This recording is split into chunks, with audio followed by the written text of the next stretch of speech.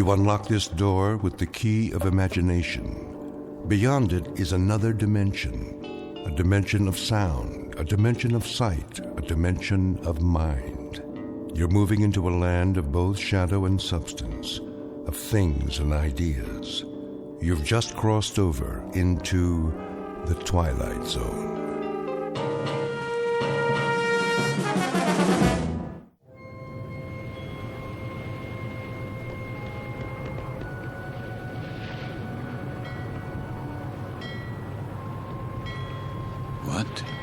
What is this place? The time. It must be late. Very late. Light in the salon.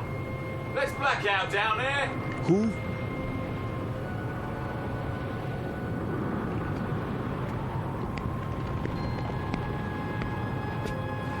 Forgive me, sir. Yes? Are you addressing me? Begging your pardon, but they'll be finished serving dinner soon. They? The galley crew, sir. Why do you tell me this? Well, I only meant... What? What did you mean? Well, all I mean to say is, you'd best go in now, sir, if you want your evening meal. My meal? The salon will be closing in a few more minutes. Oh, yes, of course. In the salon. Is that what you call it? Yes, sir. It's very dark out here. Would you like to follow me? Follow? The lights, you see. From now on, I'll have to switch them off when we open the door to the deck, and then on again. You understand, sir? Because of the blackout. The blackout? Yes. This way, sir. Are you all right? Why wouldn't I be? Is something wrong with my appearance? Why, no, sir. It's only that... Is this your first time? My what? Your first passage. It can take a bit of getting used to. Sea legs and all that. I'm quite used to being at sea. Thank you. I was just... Yes, sir? Listening. To the engines?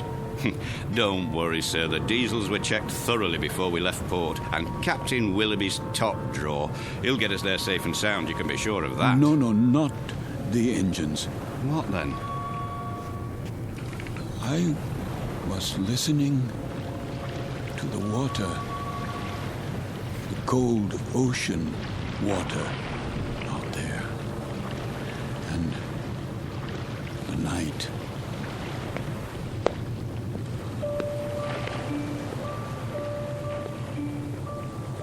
This is the deck of a small freighter, the SS Queen of Glasgow, located somewhere in the North Atlantic.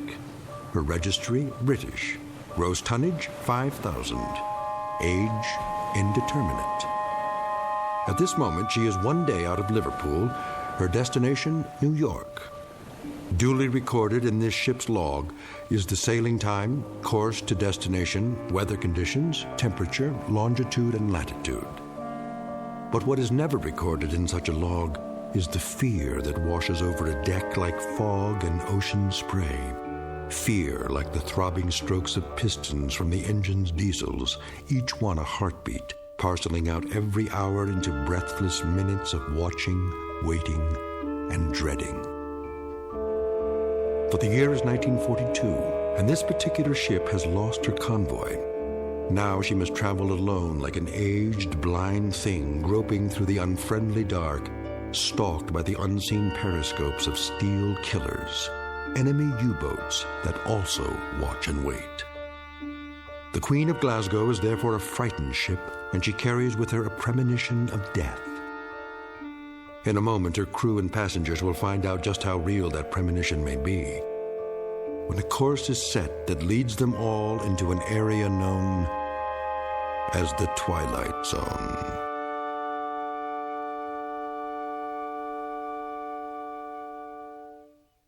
And now, The Twilight Zone and our story, Judgment Night, starring Chelsea Ross, with Stacy Keach as your narrator.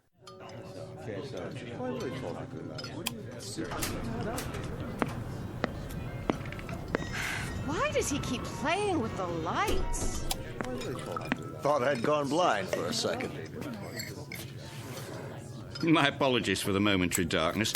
Wartime regulations, you know. Think nothing of it. Perfectly understandable. Wasn't it a lovely meal? Yes, indeed. Glad you enjoyed it, ladies and gentlemen. Something more, perhaps? Not for us, thank you, steward. We were just leaving. Come along, dear. Wait, Mommy, where's my doll? Why, here you are, little girl. You dropped it by your chair. Can you thank the nice man? Thank you. You wouldn't want to leave your dolly behind now, would you? Come along, Joanna. It's well past your bedtime. Yes, Daddy.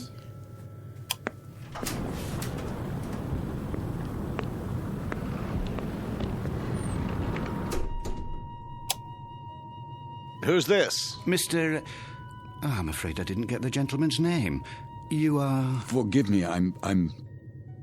Lancer. What's that? Aren't you Lancer? Oh, yes.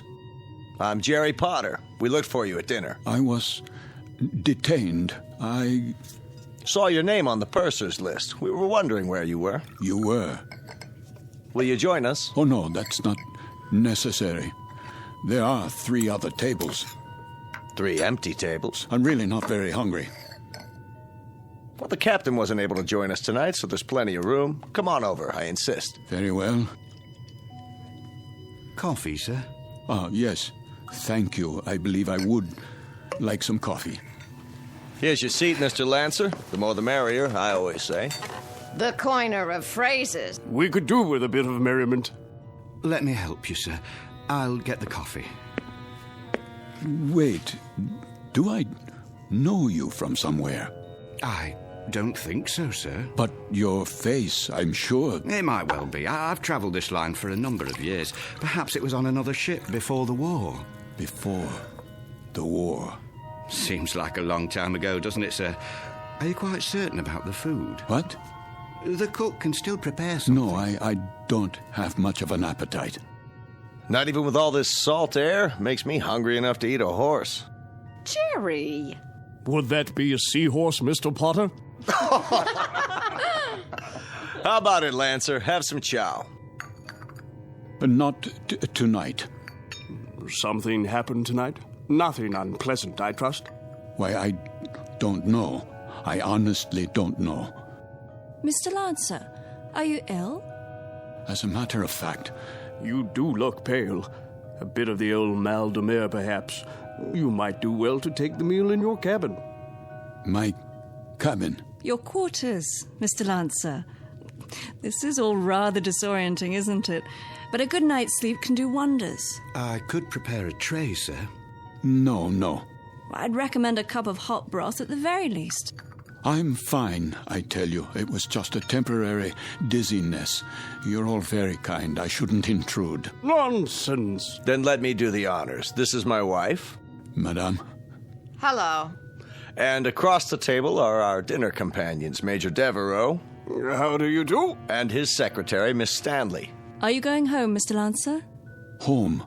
Or away from home? Why, I'm heading away from home. We are as well, I'm afraid. The Major is heading up a military mission in Washington. Now, Barbara, loose lips. Oh, sorry. I was just telling them that I took this trip once before, when my wife was alive. Spring of 38. How different it was. The Queen Mary, most elegant. Where do you suppose they dredged up this one?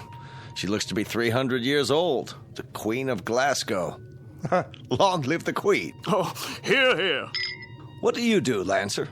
Me? When I saw your name on the list, I tried to figure out what you'd look like. It's a game I play. Try to connect a face with a name. I thought you were probably an old language professor from Oxford or something. A regular barrel of laughs. Well, I'm... There goes the light again. Well, good evening, Captain Willoughby. No, please. Remain seated. I don't have much time. I thought I'd just stop for a cup of tea and say hello to those who are still here. Don't worry on our account. I'll get you tea, sir. Thank you, steward. We did miss you, though, Captain. I must apologize. We have a miserable fog out there, No kidding. and I thought I'd best take my meal on the bridge. And the rest of the convoy, Captain, are they in sight? They'd have to be 3 feet off the bow to be in sight, Major. That fog is quite thick. Oh, dear. However, we do hope to have some sort of contact by tomorrow. But I wouldn't worry. She's a good stout ship, and this isn't her maiden voyage. She's made this passage often. I suppose misery loves company, though, doesn't it? I'd feel a lot safer if we were in a convoy. I can almost see those wolf packs converging on us. There would be no wolf pack converging on a single ship, Major Devereaux. Sorry? The principle of the submarine pack is based on the convoy attack. The gentleman is quite correct. Our primary danger would lie in a single submarine. Well, that's reassuring. I guess we stand a better chance against one than against 20, don't we? Just ask Admiral Potter here. He fought with Dewey at Manila. He knows everything. Still, it only takes one torpedo. They can do such dreadful damage. And I must tell you, I've had a miserably uncomfortable feeling ever since we've left. What kind of feeling? Of being followed. Isn't that something? I've had the same feeling. I'll tell you, I'd rather they go after us with a pocket battleship. That you can see, not a skulking, crummy tin fish a couple of miles underwater. If we're being followed, you will see the sub, Mr. Potter. It will surface. They won't waste all their torpedoes on us. Not when they can sit back 1,000 yards and shell us with impunity and sink us at will. You forgive me. This is Mr. Lancer, Captain. Mr. Lancer? But you sound like a U-boat commander.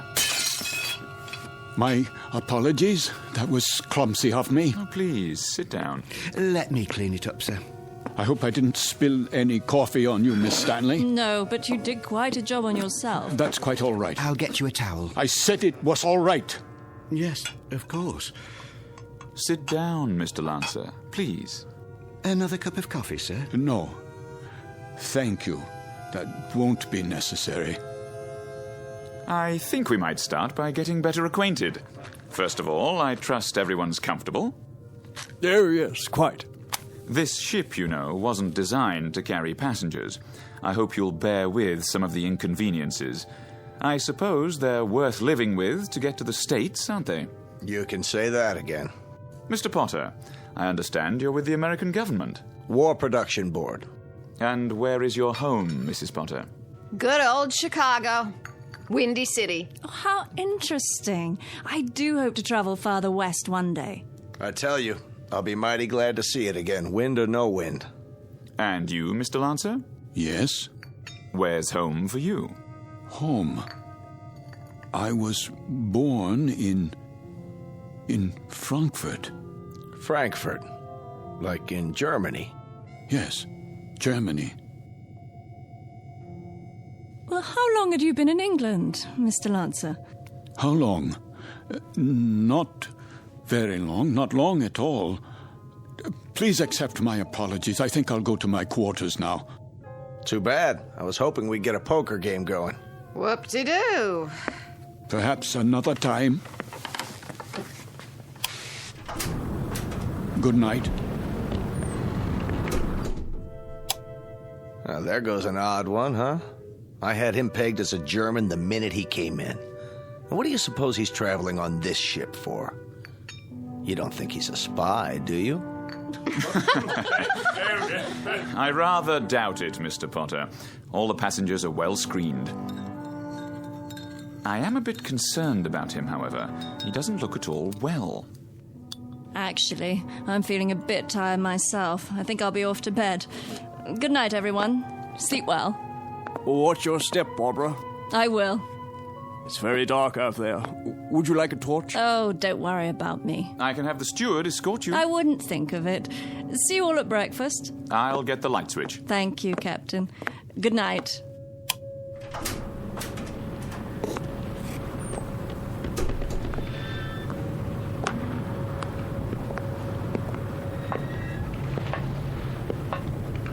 Hello? Is someone there?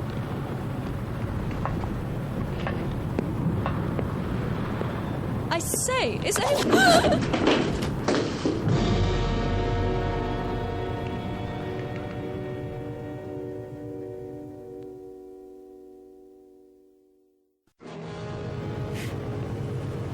Who's there? Watch your step, Miss Stanley. Oh, Mr. Lancer. The stairs are quite slippery from the fog. So I see. I was afraid you'd lose your footing. Thank you for your help. The fog can be treacherous at sea. And it carries quite a chill, doesn't it? Yes.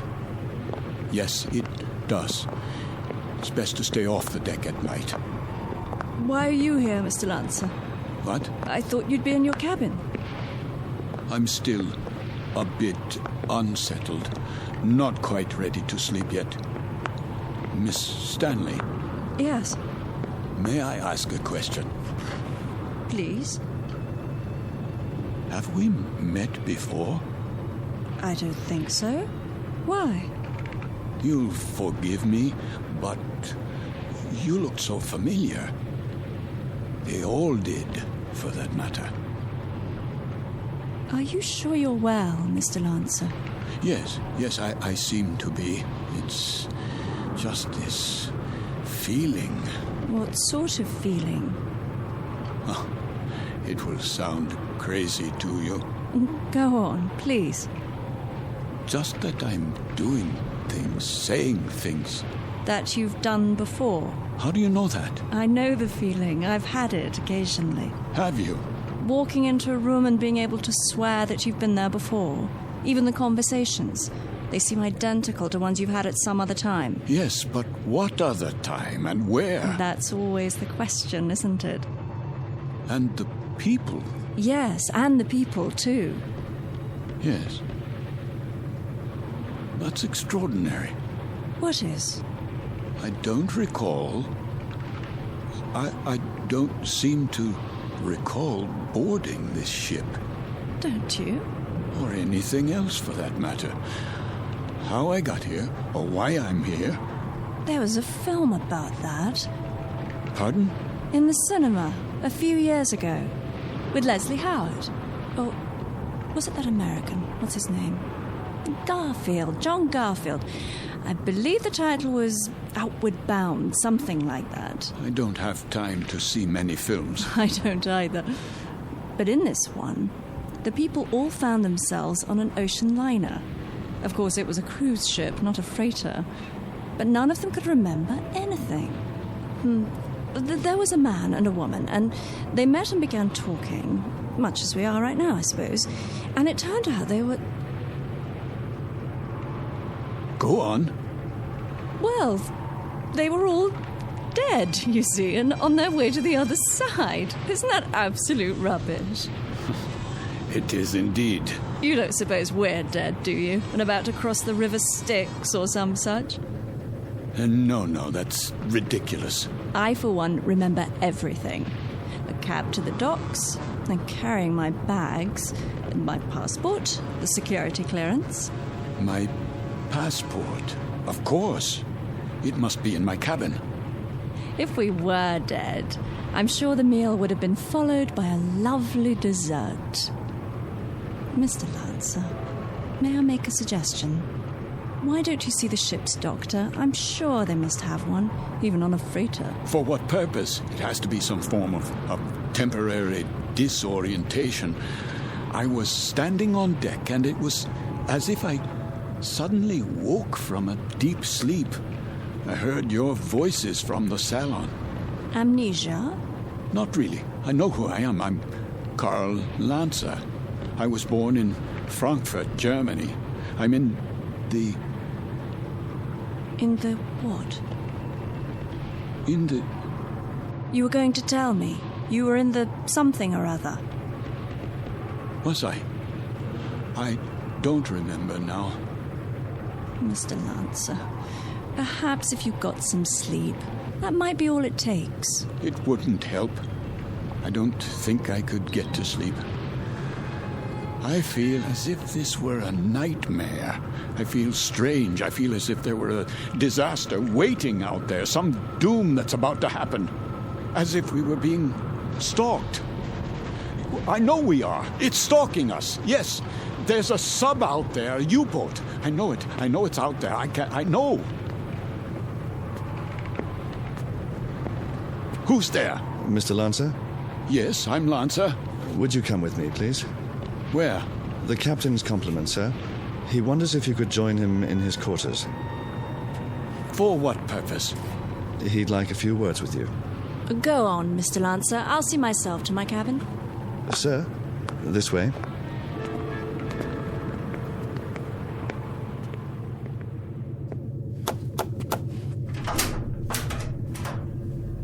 Mr. Lancer, sir.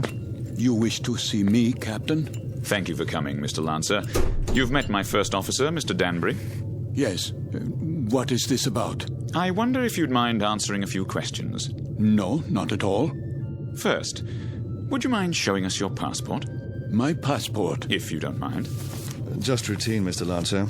On our passenger manifest, it seems that your passport number was somehow not included. Yes, of course.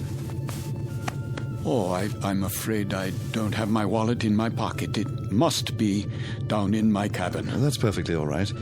Sometime during the next few days, if you think of it, say tomorrow. You can show it to me whenever it's convenient.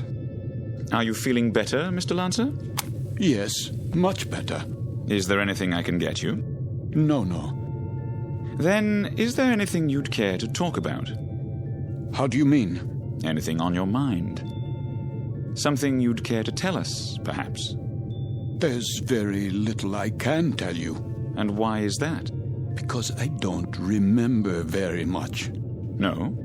Actually, to tell the truth, I don't know how I got here. I don't recall anything about it. Is that right? I seem to remember only a few odd, disjointed things. I know, for example, that my name is Karl Lancer. I know I was born in Frankfurt. So you said.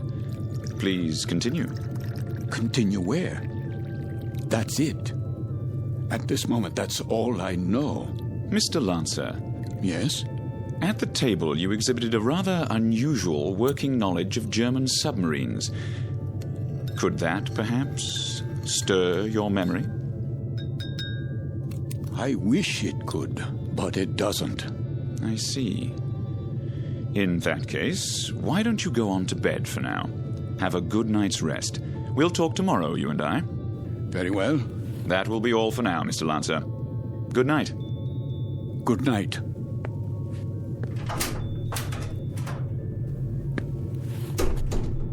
Most peculiar. I'd agree, sir. I'd say he bears watching. Then watching is what he'll get. I told you what he said at the table. What do you make of it? That's hard to say. But as I was going to get him on deck, he was talking to one of the passengers, Miss Stanley.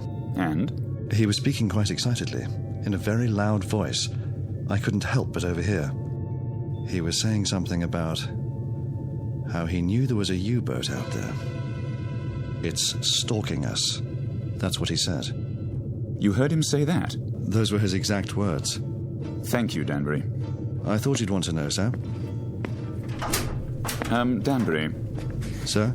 Let's keep this between ourselves for the time being, shall we? Yes, sir. And see that a steward is sent down to his room. I want to have a look at that passport as soon as possible. Right away, sir.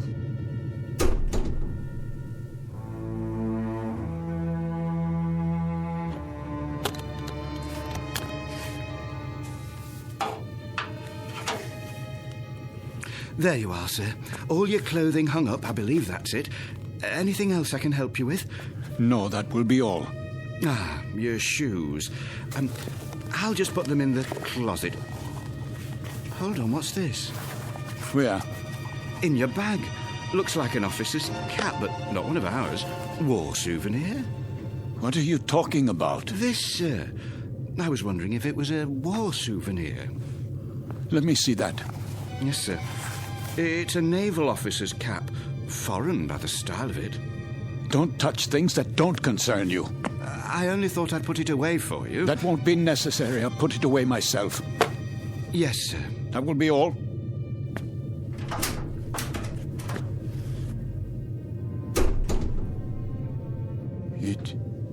is a German officer's hat. A submarine commander's. What does it say inside? It must have an identifying label. Yes, here. But this can't be. It says, Karl Lancer, Kapitan, Kriegsmarine.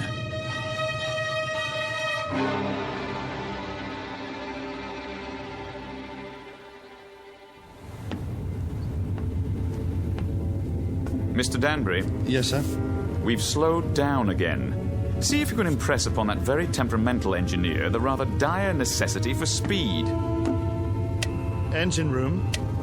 Engine room. McLeod, can we get any more revs? We're losing speed badly.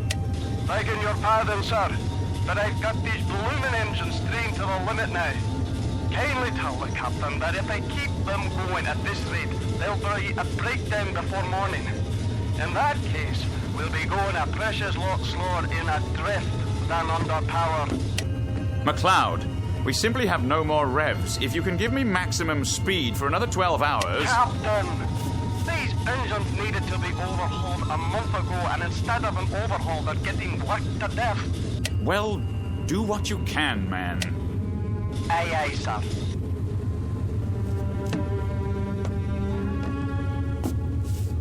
What do you think, number one? Sir? Cheery predicament we have here. If we reduce speed and give those engines a break, we don't stand a chance. And if we keep them going at maximum, they'll break down inside of 2 hours. I don't know what to say, Captain. It's a dangerous call either way. If we could only see through this bloody fog. If they're out there, it won't make any difference. And they're out there, let me tell you. God knows they're out there, waiting like vultures.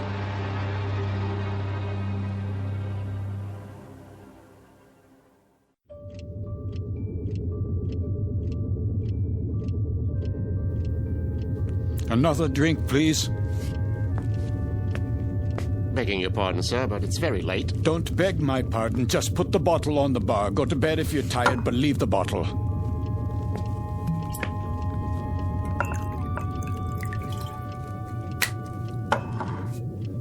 That doesn't sound right. Sir? The bearings. Bearings, sir? Yes, on the engines. They always sound like that, sir. You get used to it.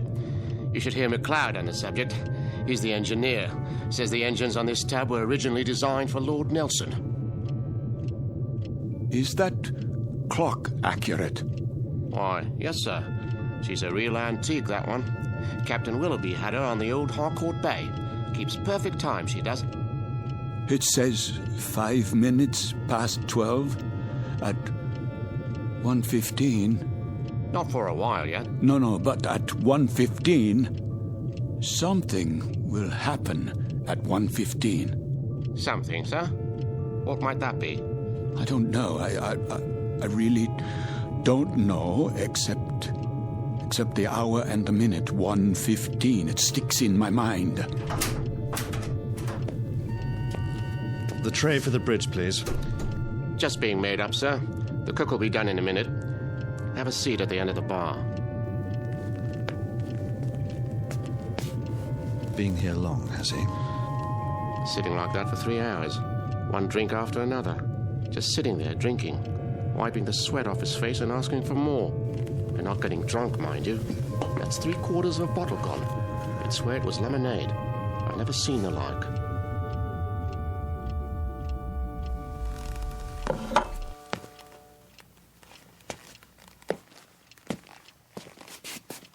Why have the engines stopped?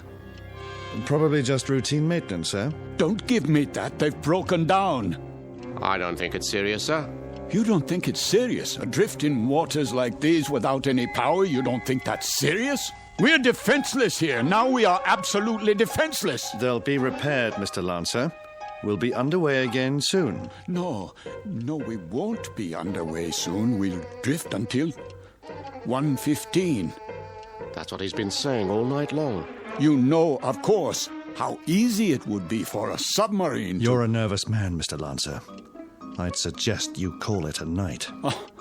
I'm a nervous man. I can assure you that I am suffering from something a little more serious than nerves. I'm suffering from knowledge. I'm suffering from knowing what's going to happen.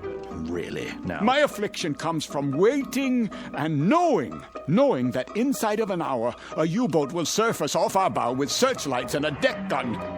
We'll be attacked and we won't be able to run away. Here, sir. Sit down, man. How does it feel to you people just standing still and waiting for a shell or a torpedo to smash into you, waiting for the ship to blow apart so that you can find yourself in the water, closing in on you, filling your lungs so you can't scream? I said sit down, man. Mr. Lancer, this kind of talk won't do you or anyone else any good.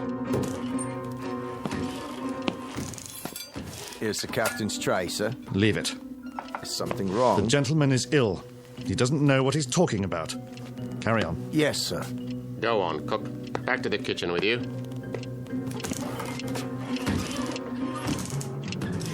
The U-boat's coming. We must get the engines started or abandon ship. That's what we must do. Yes, we must abandon ship. Do you hear me? Why has the clock stopped?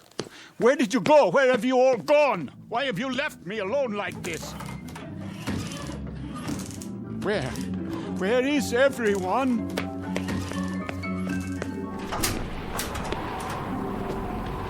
What is that? The searchlight. It's here. That's the U-boat. The U-boat is here.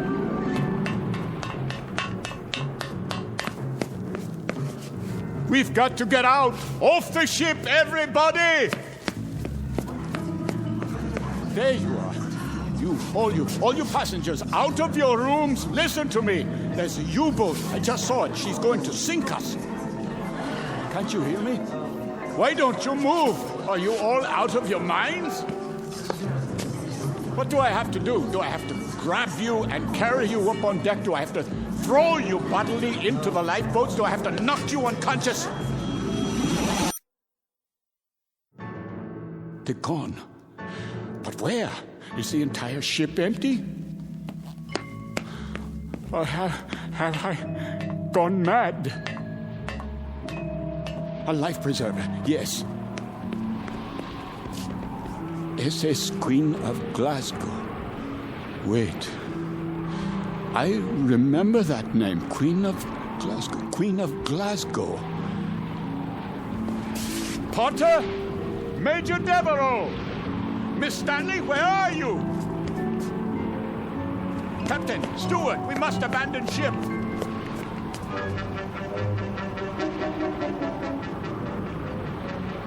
Fire fry! Ja, Captain. Fire!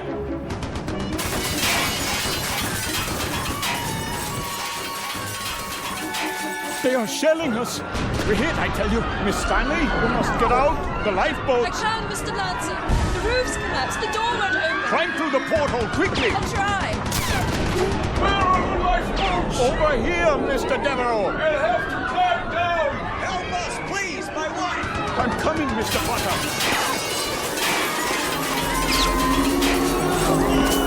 Watch out! The rail is collapsing!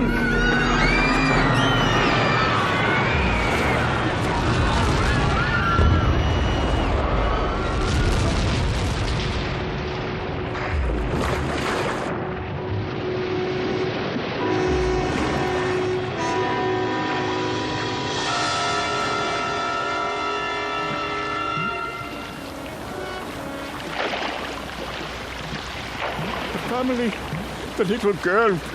Where? The doll. Here, I have it. Who could do such a thing? Who?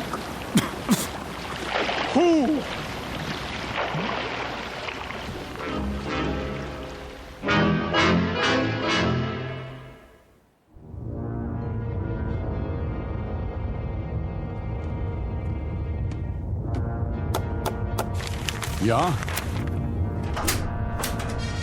Not much to show, Captain Lancer. That's all. Very little wreckage floated to the surface. Only this life preserver. There were no survivors. Then I'd say that's a good catch tonight, wouldn't you? Very good catch. It says SS Queen of Glasgow. Ah, a 5,000-tonner.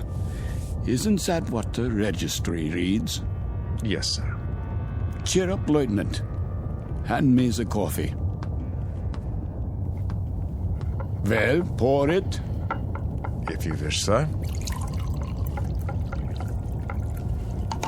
You have nerves, Mueller. Not really, sir. A little shaky, perhaps. Oh, why? Nothing, sir. I asked you a question. Why? There were women and children on that ship. So? We gave them no warning. You'd have us give them warning, eh? So their radio man can send out their position, which quite incidentally is our position. You have sentiment, but no brains. You're an old woman, Mueller. You know that? I just find it difficult. To do what? To reconcile killing those people. Without warning. It makes me wonder if we're not damned now. In the eyes of the British Admiralty, we most certainly are. I mean in the eyes of God. You're not just a fool, Lieutenant. You're also a religious fool. Perhaps a mystic, too. And if we are damned, what will happen? I've had dreams about it. Maybe people like us have a special kind of hell waiting. Maybe to be damned is to have a fate like the people on that ship. To have to suffer as they suffered and die as they died. You are a mystic, Lieutenant. We'd ride the ghost of that ship every night for eternity. Every night, Herr Capitan. For eternity. What are you talking about? They could die only once. Just once. But we can die 100 million times. Every night. Ride the ghost of that ship. Every night. Every night.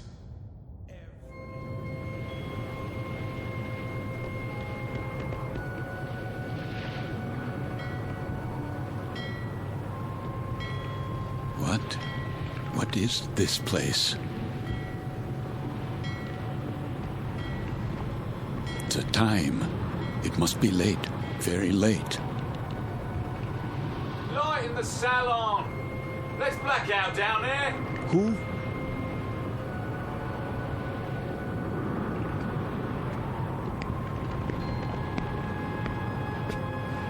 Forgive me, sir. Yes? Are you addressing me? Begging your pardon, but they'll be finished serving dinner soon. They? The galley crew, sir. Why do you tell me this? I only meant... What? What did you mean? All I mean to say is, you'd best go in now, sir, if you want your evening meal. My meal? The salon will be closing in a few more minutes. Oh, yes, of course. In the salon. Is that what you call it? Yes, sir. It's very dark out here. Would you like to follow me? Follow? The lights, you see. From now on, I'll have to switch them off when we open the door to the deck and then on again. You understand, sir? Because of the blackout. The blackout, yes. This way, sir. Are you all right? Why wouldn't I be? Is something wrong with my appearance? Why, no, sir. It's only that... Is this your first time?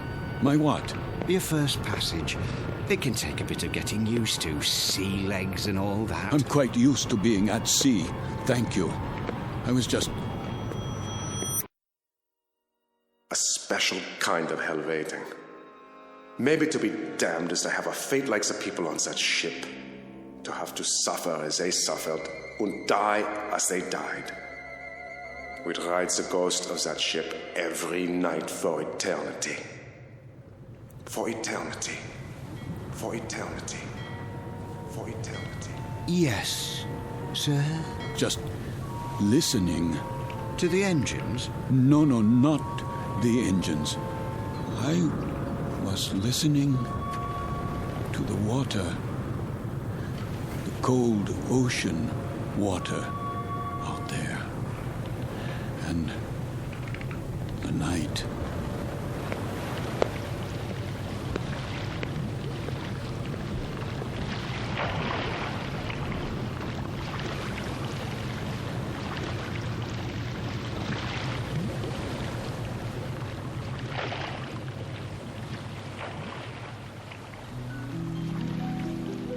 You've heard talk about paying the fiddler, the comeuppance awaiting every man when the ledger of his life is opened and examined.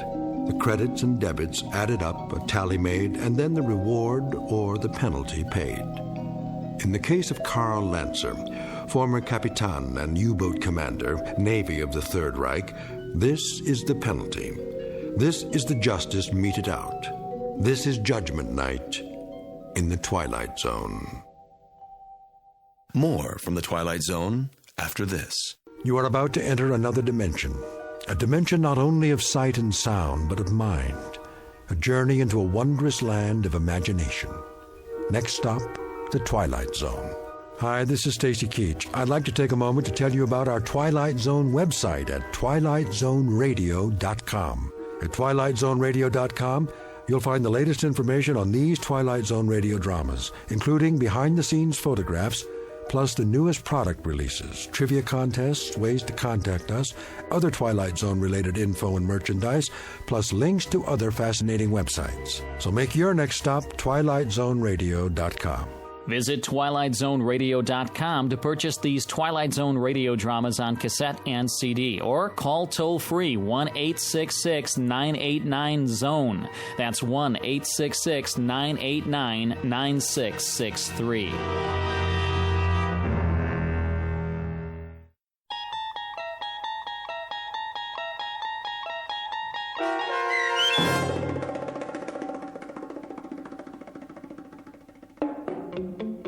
Judgment Night, starring Chelsea Ross with Stacy Keach as your narrator, was adapted for radio by Dennis Etchison and written for The Twilight Zone by Rod Serling.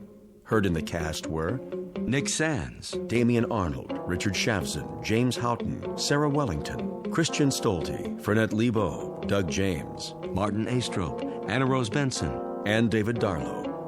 To learn more about the Twilight Zone radio dramas and to obtain audio cassettes and CDs of these programs, visit our website at twilightzoneradio.com. The producers of The Twilight Zone wish to thank CBS Enterprises, Carol Serling, Dennis Etchison, Dick Brescia Associates, Claire Simon Casting, Terry Jennings, XM Satellite Radio, Sirius Satellite Radio, our sponsors and our radio affiliates for helping make this series possible. This copyrighted radio series is produced and directed by Carl Amari for Falcon Picture Group. Audio editing, sound design, Foley effects, and mix for the Twilight Zone radio dramas are by Cerny American creatives Craig Lee, Michael Slaybach, Bob Benson, and Jason Rizzo.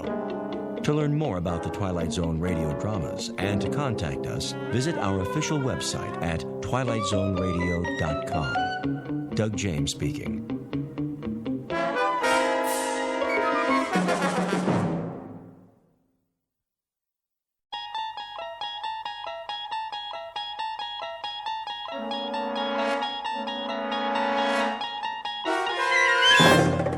You unlock this door with the key of imagination. Beyond it is another dimension, a dimension of sound, a dimension of sight, a dimension of mind. You're moving into a land of both shadow and substance, of things and ideas. You've just crossed over into the Twilight Zone.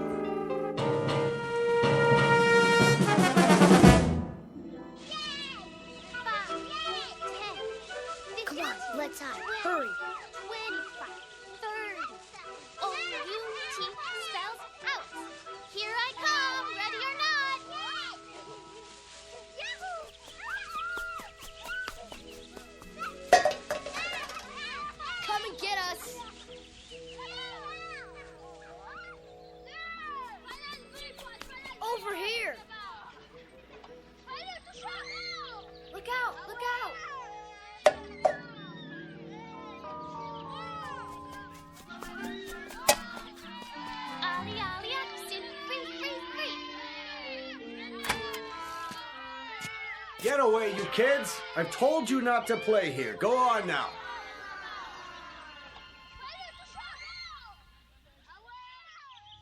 It's so noisy. They're gone now. Come along, Mrs. Knaus. This way, everyone. Oh, but Doctor, I have my knitting to do. Another time. Out onto the porch. I didn't finish my crossword puzzle. It will wait, Mr. A.G.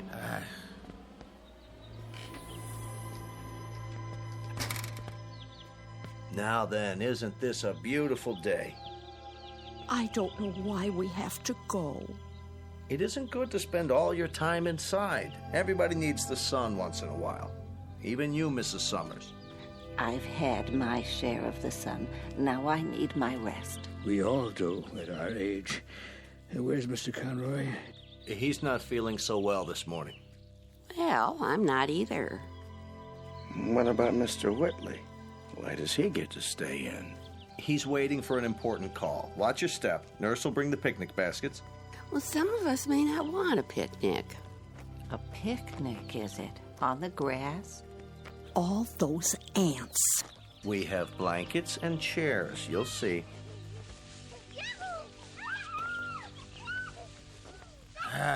Darn those kids anyway. Hey, quit running! Stop it! Like wild Indians.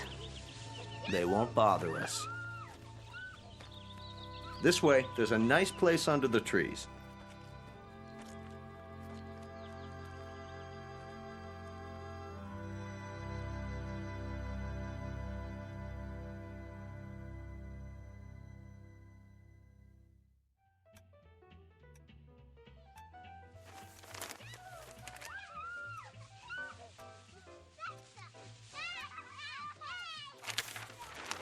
Listen to them, would you?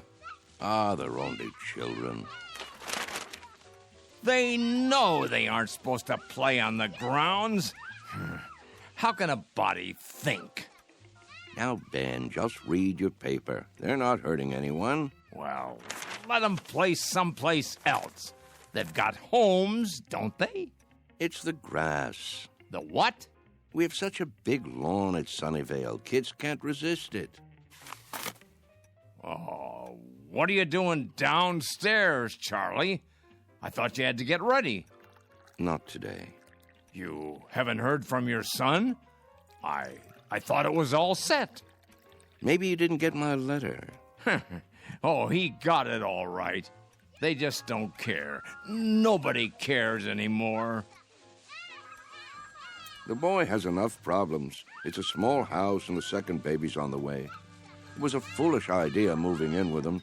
They don't need an old duffer like me around.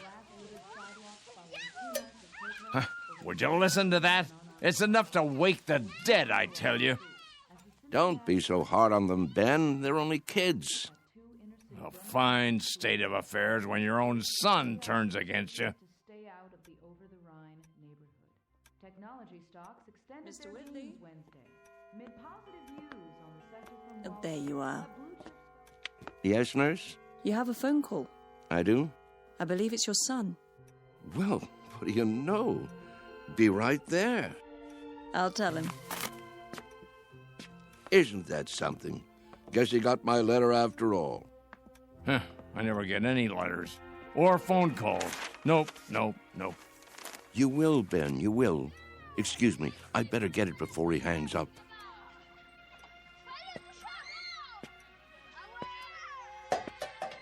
What are they doing out there? Don't be a grouch. It's Saturday. Perfect for kick the can. Perfect for what? We used to play it all the time, remember? No, I don't remember anything of that kind.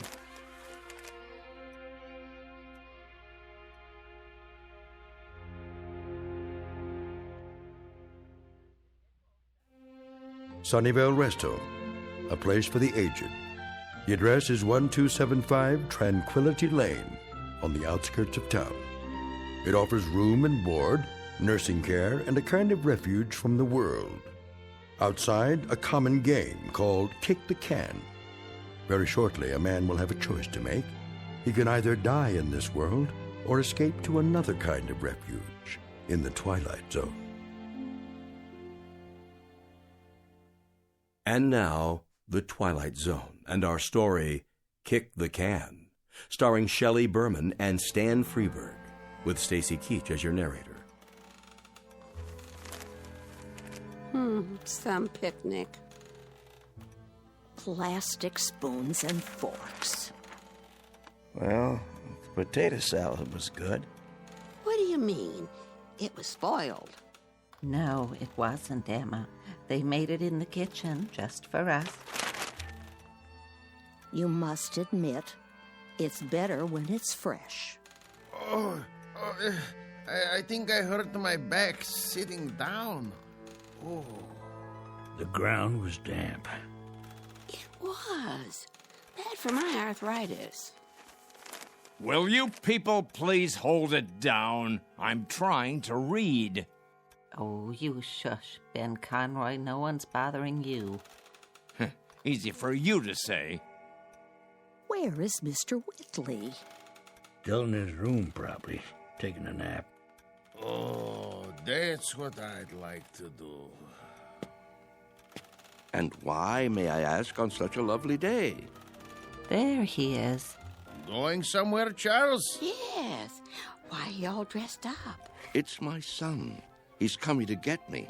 You don't say. He called a little while ago. He did. He's on his way. At least someone gets calls. What's he carrying? Is that your suitcase, Mr. Whitley? Indeed it is. You're going to stay overnight, then? A bit longer than that, I should say. That is, if they have the room fixed up. Room? At my son's house. You mean you're moving in with them? That's the plan. If they'll have me. Well, what about the rest of your things, Charlie? You can't just leave your things behind. No hurry. It all can be packed up and sent over later. Well, we'll certainly miss you. Will you come back to visit us? Of course I will. Meanwhile, I'll call and see how everyone's doing. May we write you? Please, I'd appreciate it. Mr. Cox has the address. Nobody writes. They say they will, but they never do. There he is now. Hey, aren't you going to say goodbye? I hate goodbyes, Mr. A.G., don't you? Take care, all. Here, let me carry that for you. I've got it.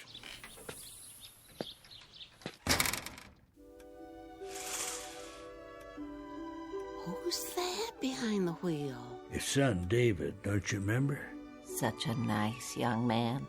Let me see. Some car, huh? Betty costs pretty penny. Everything does nowadays. Don't crowd now. You wouldn't want him to think you're watching.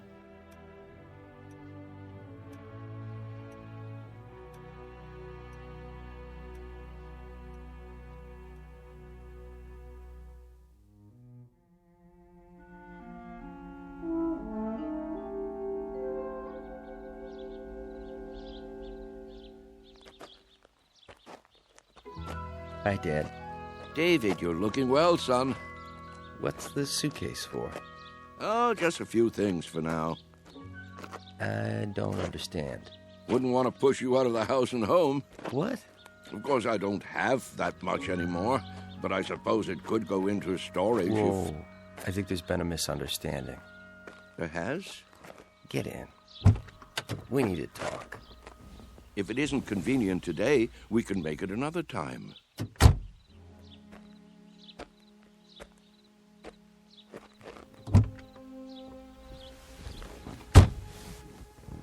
Listen, Dad. Yes? I didn't say I'd come to get you. I said I'd come to see you. But I thought, didn't you get my letter? That's what I wanted to talk to you about. If it were up to me... You don't have to explain. Well, Debbie's turning the extra room into a nursery. Right now it's being painted and... I understand. I don't think you do. Let's drive a bit. Your friends are watching us. It's all right, really. Let's go into town. I'll buy you lunch. That's not necessary. Please, Dad. I want to. This wasn't a good idea. If you let me explain.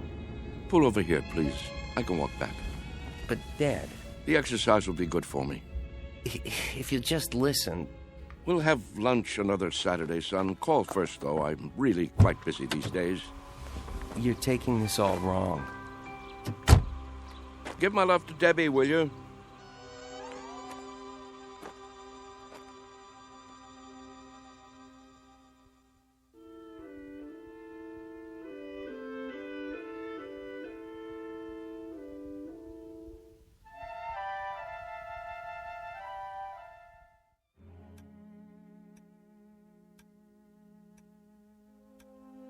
What's he doing? What does it look like? He's coming back. I thought he said... Don't stare. It's not polite. Yeah, you're it. Gotcha. Hey, where'd our can go? That old man's got it. Hey, mister. What's this? Our can. Your can? Can we have it back? Could you have... Yeah, we need it. Oh, you do, huh? Yeah, we're playing a game. Yes. Yes, I remember. This is a good can. Nice and sturdy. It will take a lot of kicks. It will? You'll have to play by the rules, though. What rules? You know the rules, don't you? Hey, give it back. Please, mister? I'd say this can is just about the perfect size. Is he gonna keep it? Hey, mister, can we have our can back? You can get another. Any one will do. Tomatoes, beans, doesn't matter. You'll see.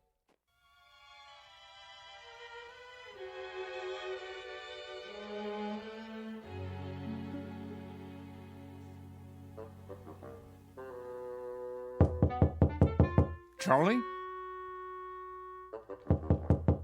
You in there? It's going to be a beautiful sunny day today. And we Yes? expect much more of the same over the next couple of Just days. wondered might what wanna do happened some to of you. those outdoor Not a activities. thing, Ben, not a thing. Las Vegas, 68. Los Angeles. Thought I'd lie down for a minute. Come on in if you'd like. Sorry about that son of yours. Are you? I'm not. This is a good enough place for me. I don't know what I was thinking. Here, I'll close the window for you. Why? It's a beautiful day, don't you think? Oh, so much noise. Yes. What a great running and shouting. That's what you call it? Such a grouch. You can't stop kids from playing kick the can. It's in their blood, like statues or hide and seek, a ritual this time of year. You surprise me sometimes, Charles. And why do you say that? You actually brought that tin can up to your room? Must be filthy. No, it's not. It's been emptied out and washed clean and baked by the sun till it's shiny as the day it was made, tempered by the wind and the grass and the warm summer air. Sure you're feeling all right? Admit it, Ben. Admit what? Don't you ever think about it? You must. I don't know what you're talking about. All kids play those games the same as we did, and the moment they stop, they begin to grow old. Oh, come on. It's almost as though playing kick the can keeps them young. So that's what this is for. Magic. I'm not sure. Charlie, I'm worried about you. You're not yourself. Aren't I? You don't believe in magic anymore, do you, Ben? What are you talking about? But there was a time when you did believe in it. Never. We've known each other since I can't remember. Since we were tow-headed kids. You believed in magic then. Not me. Yes, you did.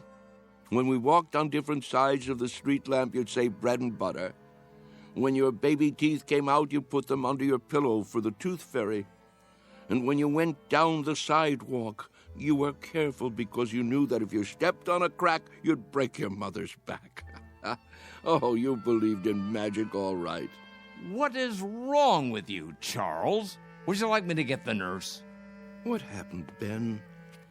Where did the robbery take place? Robbery? A thief stole everything away when we weren't looking. Who was it, Ben? Was it time or something else? We grew up, that's all. Everybody gets older. Do they? Think, Ben. How can we be sure? Maybe there are people who stay young, only we don't know it. Maybe they have a secret that they keep from the rest of us. Now, Charles. Is there something kids know that they forget? That they want to forget? They say, when I get big, I'll be a fireman, or a detective, or an explorer. They wish so hard to get older that it finally happens. They get taller and stiffer and forget the magic that made it all possible. There is something wrong with you. I've never heard you talk this way before. Maybe the fountain of youth isn't a fountain at all. Maybe it's a way of looking at things, a way of thinking. Charles? Yes? Stop it. Stop what? You're an old man. Don't you understand? Your youth has been gone for 60 years. Well, what I mean is, you lived a full life, Charles. Don't go sloppy now. Don't spoil it by acting like a nut. But it's all so clear. It makes sense. It isn't too late to play kick the can. That's the secret. Can't you see, Ben? Can't you? I see a plain old tin can with dents in it. That's all. Then look again. This can is special. I'm absolutely sure of it.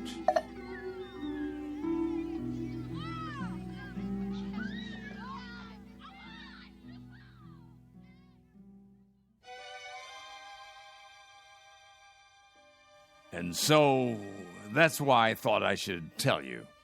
I'm glad you did. It's just that I can't stand to see him make a fool of himself. Of course not. And if there is something wrong with him, something in the head, then you can get him the right medication. You understand, don't you, Mr. Cox? I do, Mr. Conroy. You were right to come to me. When he acts that way, I feel I don't know him at all. It's foolish talk, I agree. So what are you going to do? Nothing. Beg pardon? At least not for the time being. If I got excited every time someone indulged in foolish talk around here, I'd be upset every minute of the day. Let him go on about kick the can if he wants. He isn't doing any harm. But I'm worried, I tell you. It isn't like him. He's getting on in years. It's common for folks of a certain age to behave like children once in a while. Oh, nonsense. He's no older than I am. In some ways, maybe, but in other ways, when some people get old, truly old in their minds, they may act strangely, out of character. Take Mr. Agee, for instance. He's as sane as they come, but do you remember that ruckus out on the porch the other day? Somehow he got hold of some firecrackers. The nurse found him trying to set one off. It must have been those kids. Well, wherever he got them, he could have hurt himself, and that's something that concerns me. Charles hasn't done anything like that. I just don't want to hear him talking crazy. Oh, it isn't necessarily crazy. Huh? You haven't heard him. Look at it this way. As far as he's concerned, all his best years are behind him. He can't even look forward to spending time with his son and daughter-in-law. A fine thing.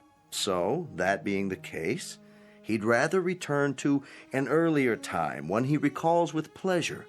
It only makes sense from his point of view, so he uses a time machine to accomplish it. A what? It's called memory.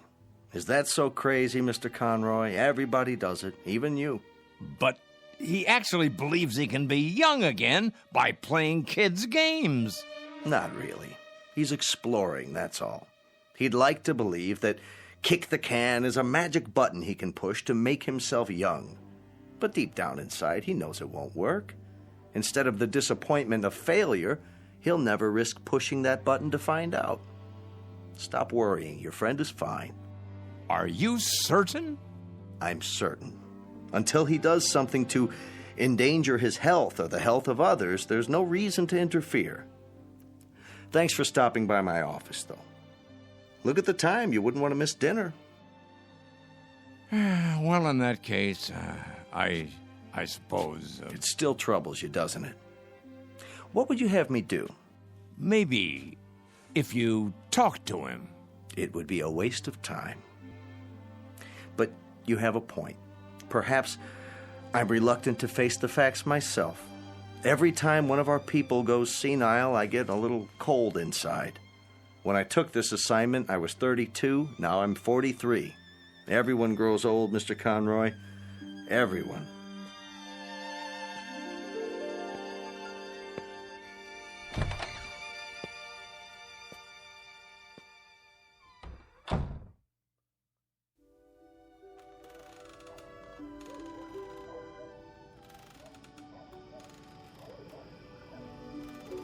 I think we should go in now. Yes. It turns chilly this time of day. Stay a while. We can watch the sun go down. I've seen enough sunsets, thank you. Hey, just the same. It's pretty sight.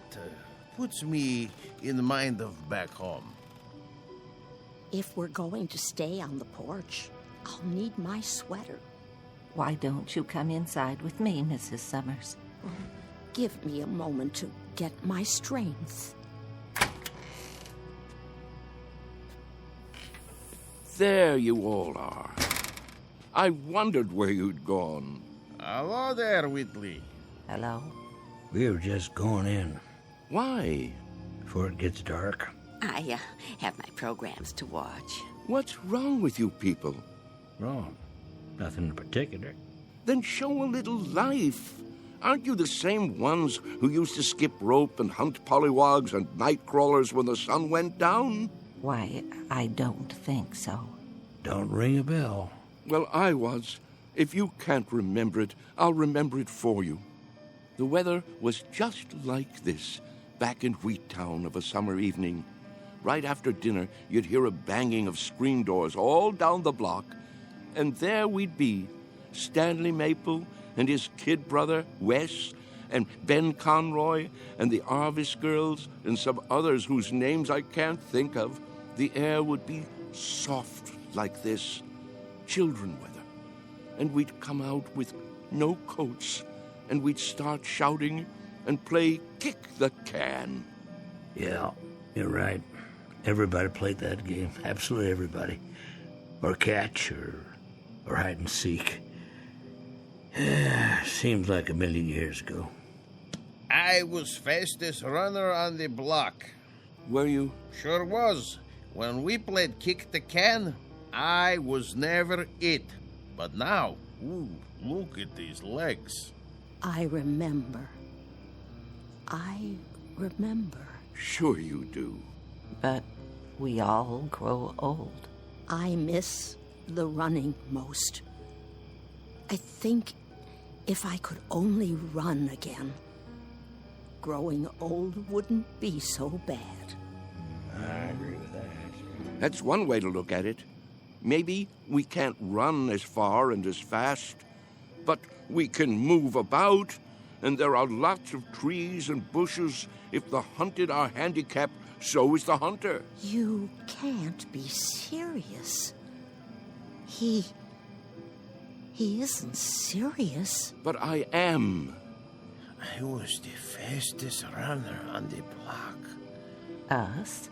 Children's games? It's the secret. Can't you see? The secret of youth. Well, now, I don't know about that. Look at this. What do you see? Ooh. What have you got there? Just what you think it is. The fountain of youth. The source of the Nile. Looks like a tin can to me. It's a good deal more than that, I promise. Take another look. Think, feel. Have you forgotten how? Have you all gone too far to turn back? Back to what? You mean to what we were? Yes. Do you feel it inside you yet? Here, take the can, touch it, pass it around. Does it wake the part of you that's been asleep? Let me see that. Well? Why? It fits perfectly in my hands. Here, Mr. Agee, you try. Okay. Ooh, I thought it would be cold, but it's warm. Is it? Of course it is. Put it like a seashell. Now listen. To what? Can you hear it? Summer, grass, running and jumping, youth. I hear something. It's telling you to wake up. This is the last chance. Somebody tell me I'm not crazy. Or if I am crazy, prove it to me. I can't play kick the can alone. Well, I don't know, Charlie. I'm not quite sure, but I think these legs, they might just work. Oh, there's the sprinkler. Yep, every afternoon at this time. Now we must go in before the spray blows this way. Yes. Sprinklers? I remember sprinklers.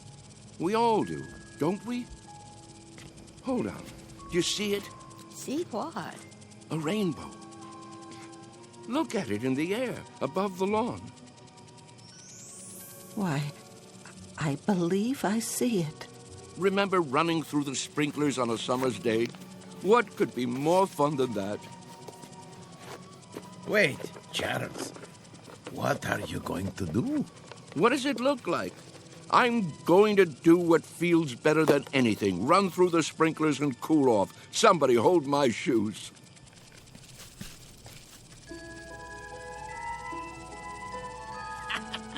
Well, look at him, will you?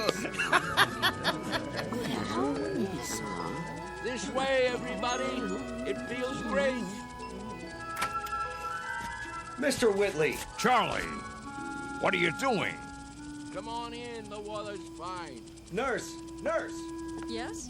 Help me get him inside. Yes, Doctor. Don't worry about me. I'm having a great time. That's enough. He's soaked. Get him some dry clothing and put him to bed before he comes down with pneumonia. Right away. Ah, you're spoiled sports. That's what you are. I don't need any help. Don't be difficult, Mr. Whitley. Just come along. I'll get you a towel. What are you doing, Ben? Did you call them? It's for your own good, Charlie. You'll only hurt yourself. I thought we were friends. We are. That's why. This way. I'll bring your shoes later. All right, everybody. The party's over. But he wasn't hurting anyone, was he? You see, he's been talking to them. Pretty soon he'll have them believing it.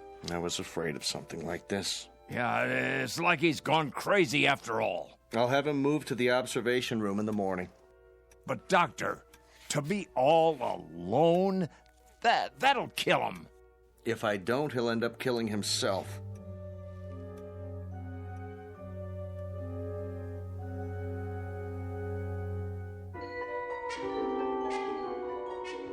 Senile? Me?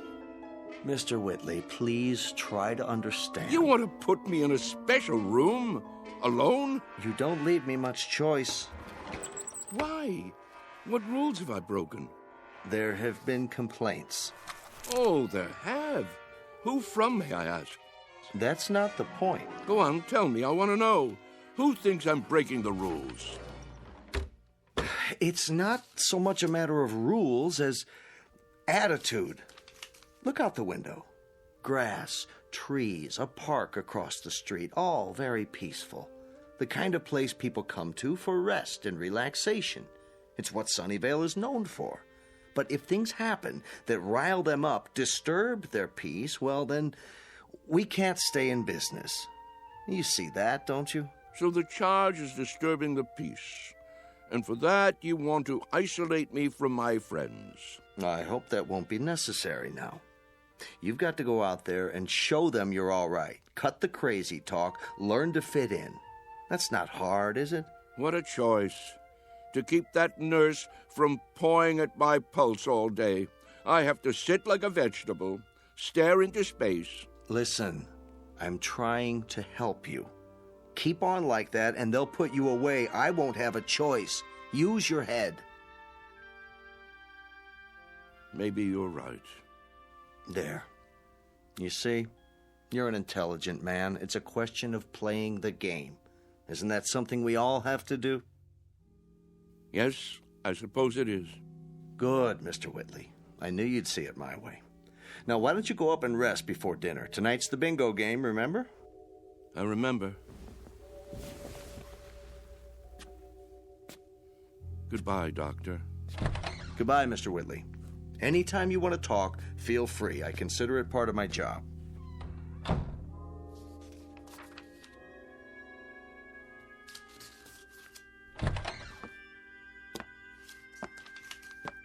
I made him change into fresh clothes. So I see. Thank you. Is he going to be all right? I think so. It must be quite a transition. Remind me of that when it's time, will you, nurse? Time for what?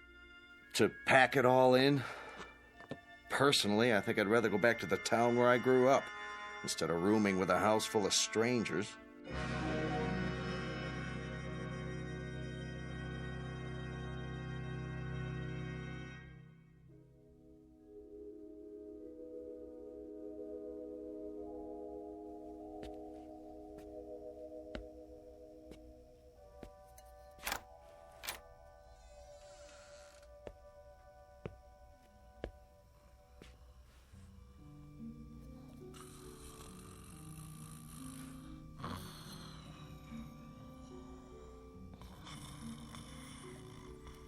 Wake up. Oh. Who? What? Come. Charles, what is it? Shh. Quietly. Come where? We're going to play a game. What do you have there? What does it look like? An empty tin can. We're going to play kick the can now? It's dark outside. It usually is in the middle of the night. Now get your robe and come with me.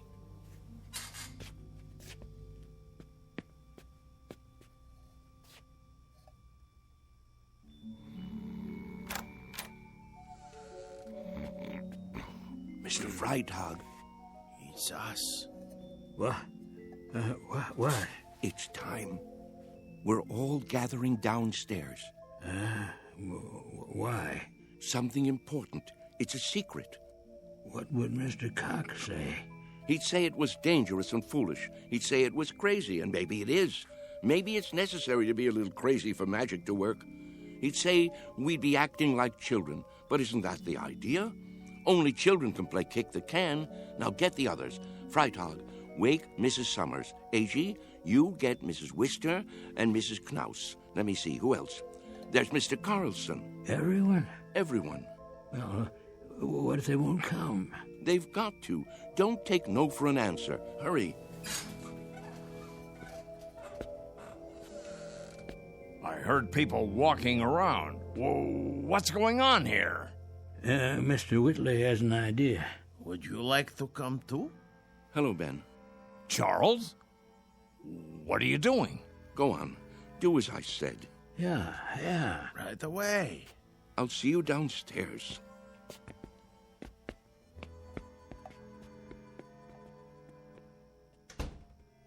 You should be sleeping. Everyone should be. What's that in your hand? No, Charles, you can't. Who says so? It's against the rules. The devil with the rules. It's our last chance, don't you see? Ben, come with us out to the lawn. Me? Yes, you. Ben, we always did everything together. Let's not stop now. Even if you think it's crazy, come out and play. Come to your senses, Charles. You think I'm obsessed? You think I've got hold of one crazy idea and won't let it go? Well, haven't you? Maybe so, but where I have one idea that's strangling me, you have dozens. You're the one obsessed. Oh, nonsense. Is it? You're afraid of death, but you're also afraid of life. You think age gives you the right to stop growing. You've sealed yourself inside your shell, and you're afraid to poke your head out and look around. That's enough. You're afraid of a new idea. You're afraid to look silly, afraid to make mistakes. You've decided you're an old man, and that's what's made you old. I am old, Charles, and so are you. It's a fact. Facts be damned. Your bones are old. They'll break if you try to run with them. Your heart is old. Your lungs are old. Don't you get it? You're used up, worn out by a lifetime. Sit down, Charles, before you fall down. Go back to your bed. I can't do that, Ben. Charles? I've got to find out. Won't you help me, Ben? There is magic in the world. I know there is. When I fell in love with Mary and kissed her for the first time, that was magic. When my boy was born, that was magic. The moon is magic, and the stars. Friendship is a magic thing, too. Life is magic. Maybe I'm right, Ben. Can't you consider that? Maybe kick the can is the greatest magic of all. Well, what do you say? There's nothing to say. I just don't know how to get through to you anymore. Then I'll do it alone.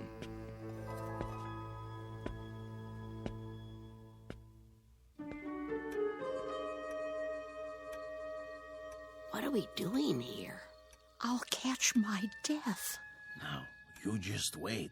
Mr. Whitley has something in mind. Yeah, something important. But what could it be? Don't you know? Don't you remember? Remember what? How it used to be. How we used to sneak out of the house after dark when the grown-ups weren't looking and the weather was like this. Don't you remember how we used to play kick the can? Everybody played in my neighborhood. A long time ago. A long, long time. Funny. It doesn't seem that long ago to me. I remember. Yes, I think I do too. But we've all grown so old. Are you sure? If these legs would carry me. How do you know they won't until you try? You can't be serious. He isn't serious. But I am. You mean us? Children's games? What about the nurse? She's asleep. If we keep our voices down and open the door carefully, she won't hear us. Go outside? Why not? Are you chicken? Show them the can.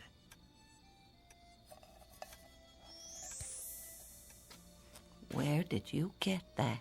From some kids. They've already broken it in. Well, are you with me? Or do I have to play kick the can all by myself? Who remembers the rules?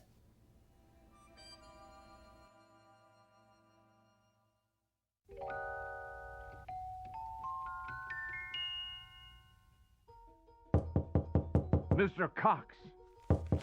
Hold your horses. I'm coming. What is it? Mr. Cox, come quick. Keep your voice down. You'll wake everybody. They're already awake. Hurry, hurry. You've got to stop them. Calm down, will you? What are you talking about? You'll see. Come to the front room. Easy, Mr. Conroy. Now, what is it exactly that I'm supposed to see? There's no time to lose.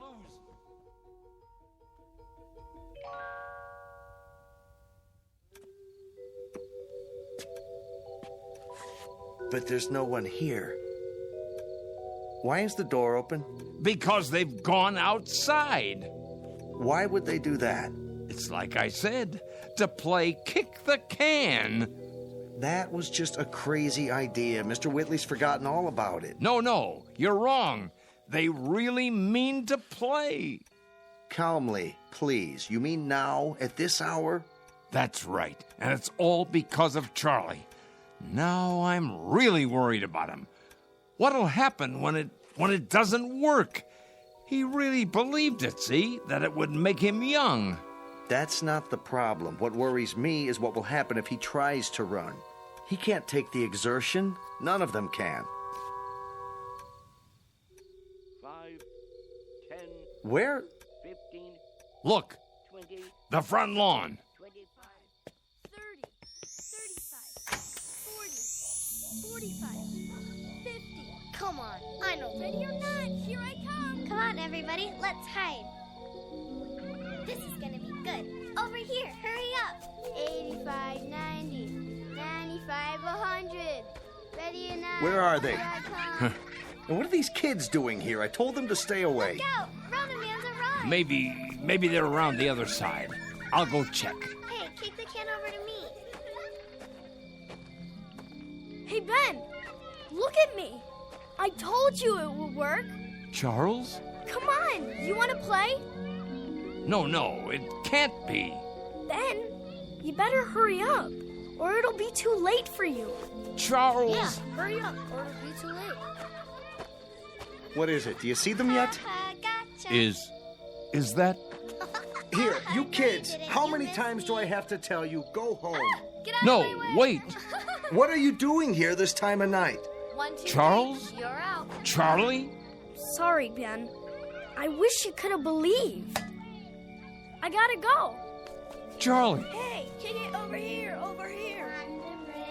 Charlie! Take me with you. Get away and stay away. Mr. Cox, please. Last one over fences, rotten egg. Come on, let's go. I can't climb that. Charlie, wait. Wait. Charlie! Hey, you guys, wait up. We gotta find the others. They can't have gone far. I bet Whitley's taken them down to the orchard. No. Why? Look all you want, Mr. Cox. You won't find them. Wait here.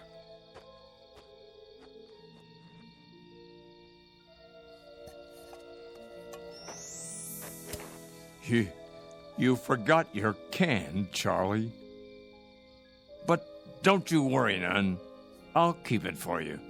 Inside. In case you ever come back for it.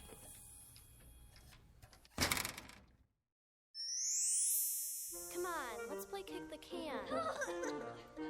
Come on, let's hide. You'll never find me. You can't catch me. I'm too fast. Haha, you missed me. Come on.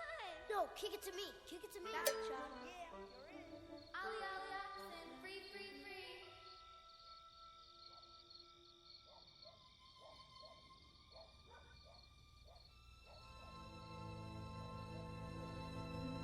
Sunnyvale Rest Home, a place for people too ancient to remember the fragile magic of youth. A place for those who have forgotten that childhood, maturity, and old age are magically intertwined. A dying place for those who have grown too stiff in their thinking to revisit the Twilight Zone.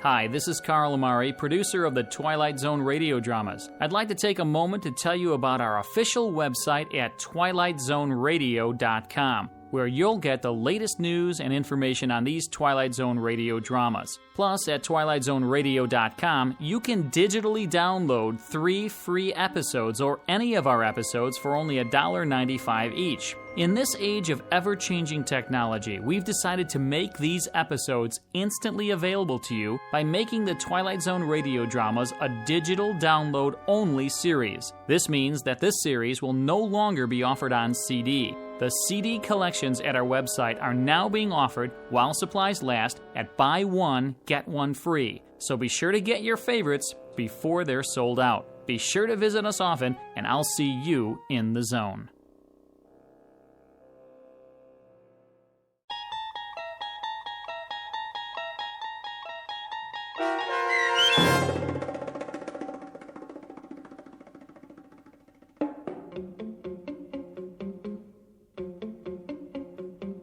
Kick the Can, starring Stan Freberg and Shelley Berman with Stacy Keach as your narrator, was adapted for radio by Dennis Etchison and written for The Twilight Zone by George Clayton Johnson. Heard in the cast were Christian Stolte, Kurt Napig, Herb Graham, Joby Cerny, Doug James, Roz Alexander, Meg Thalken, Renee Matthews, Sarah Wellington, C.J. Amari, Natalie Berg, Amanda Amari, Mitchell Hernandez, Julia Cosmos, Robert Gerdish, Matthew Gerdish, and Braden Looper. The producers of The Twilight Zone wish to thank CBS Enterprises and the Rod Serling Estate for making this series possible. This copyrighted radio series is produced and directed by Carl Amari for Falcon Picture Group and Westwood One. Sound design and custom Foley effects for The Twilight Zone by Cerny American creatives Bob Benson, Craig Lee, Michael Slaybach, and Matt Sorrow. To learn more about the Twilight Zone radio dramas and to contact us, visit our official website at twilightzoneradio.com. Doug James speaking.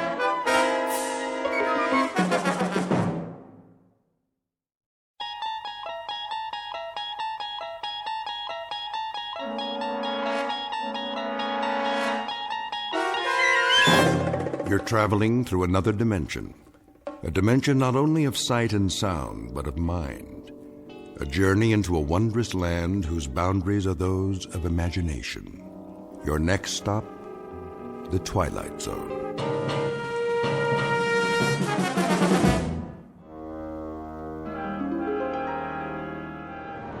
Shouldn't be long, eh, Cap? Not unless they move to Italy. I bet old Benito would like to do that. We're almost there. See that mountain range just over the horizon? Well, now, what do you know? I think I might have seen that a few times. All we do is maintain course and the boot will pop right up big as life. Sounds like you've done this before, Captain. You like Italian food, Blake? Me? Yeah, spaghetti's okay. No meatballs, though. They give me heartburn. Okay, no meatballs. Beautiful day like this, I thought we'd just bomb the supply dump, then sit down and have us some lunch before we head back. How's that sound? You picking up the tab? Don't worry about it. This one's on Mussolini, his own personal mess hall. Yeah? Special orders. I hear the Allies can drop in anytime. Oh, I get it. So we'll quit pounding him, huh? Plus, he wants to show off what a good cook he is. Watch out for the garlic, though. That's his secret weapon. Lousy greaser. I got something for him. There it is. Target in view, Jimenez. How's our time? On the money, Captain. Set the bomb bay doors. Check. Ready to release on your command. Take her down 400 feet. Hope they don't have no big guns today. They don't. That's why we're going to win this war. Another 200 feet. Let's drop these babies right down the smokestack. Yes, sir. Is that flak? I don't believe it. Give me some altitude. Looks like the jerks finally got some artillery. Pull up on the stick. I'm pulling. That was too close for comfort. Pull up, I said. Climbing, Captain. Higher. We're hit. Kransky, you okay? Waist gun good, Captain. Connors? Missed the tail by a mile. Fine. We took a hit on the starboard engine, sir. Looks like we're losing fuel. Then let's drop our payload and get out of here. Fast. Yes, sir. Mayday, Mayday. This is King 9 calling Firefly. King 9 calling Firefly. Come in, Firefly.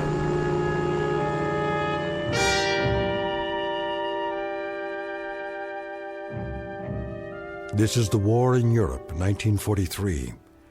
The air spits out violence and destruction, and the sandy graveyard of North Africa swallows it up.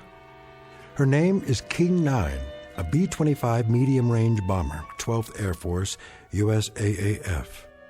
On this hot, still morning, she took off to bomb the southern tip of Italy, manned by a crew who knew the risks when they signed on. Between them, they have several thousand hours of flight time, much of it in combat. They have followed these coordinates before, armed with a deadly payload for the enemy. A fairly routine run, certainly not her first, but unfortunately, it may be her last. Because this time she's taken a hit that's forced her off course and into a region not listed on any map. She won't return to home base on this day or any other. But as Captain Robert Embry is about to find out, like a resilient human being, she dies hard. Especially in the Twilight Zone. And now, the Twilight Zone and our story, King 9 Will Not Return, starring Adam Baldwin with Stacy Keach as your narrator.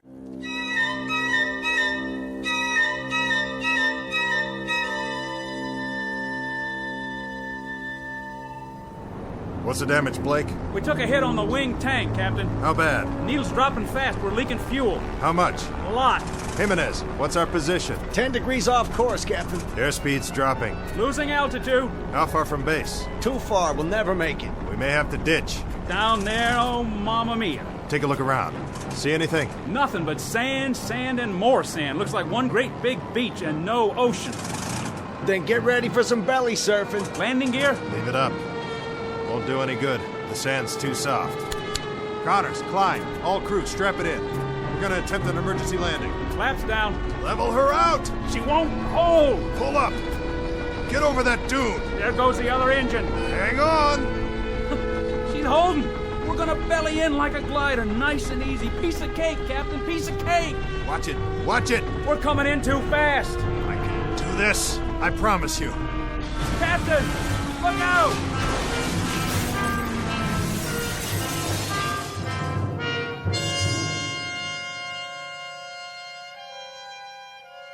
I remember now. More and more, one piece at a time. First the wing tank was hit by flak. Then we lost fuel. Fell behind, veered off course. Not the moment of impact, though. The crash, that's still pretty much a blur. But I remember holding the wheel, trying to hold it. The way she bellied in and then yawed at the last second. That brought the nose down into a dune, and all of a sudden it was over. When I couldn't hold her straight, she yawed and skidded through the sand. That must have been the way it happened. It must have been... I honestly don't know how long I was out. It might have been minutes or hours. Hey, guys!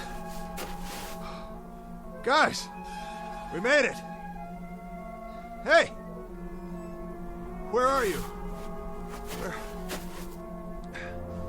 Where is everybody? We're alive, you hear me? We're still alive!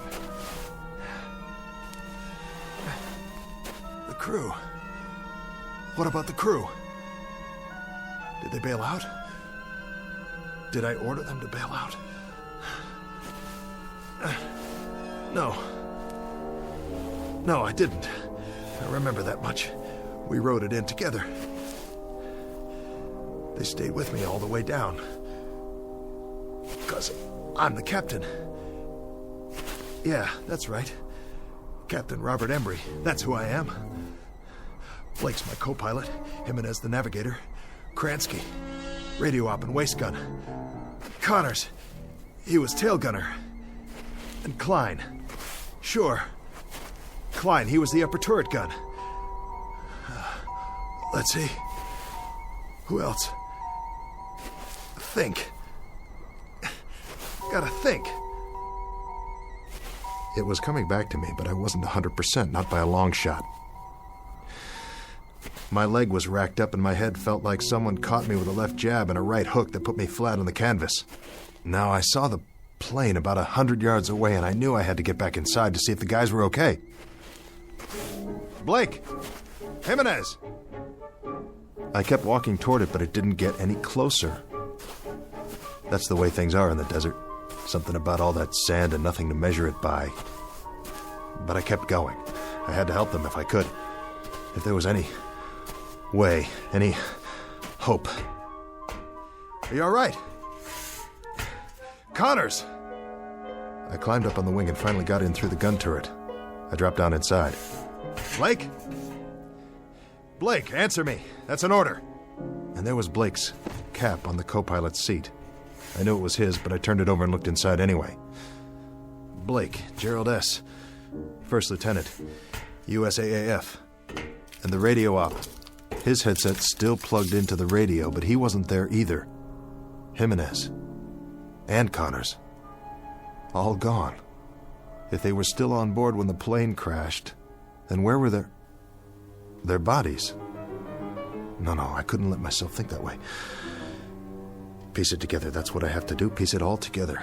We bellied in, and I must have been thrown clear of the plane. That's what happened. Sure. Knocked me cold. I could have been out for hours. And the others, they... What about the others? Where are they? They didn't jump, they couldn't have.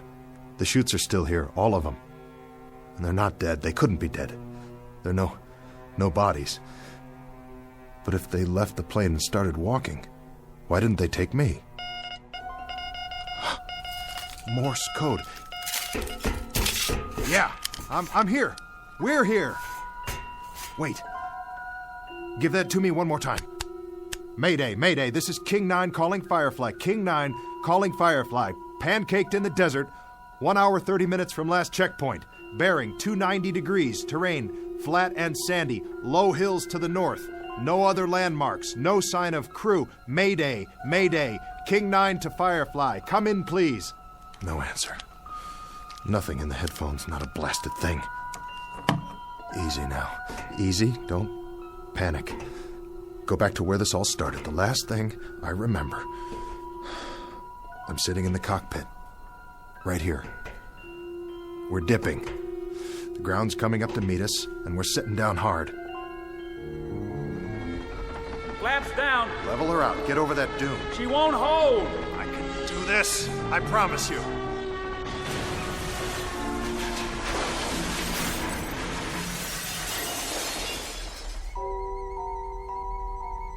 The crew. The whole crew was in the plane, and now they're gone, all of them. And I'm here with a king-size headache. So what?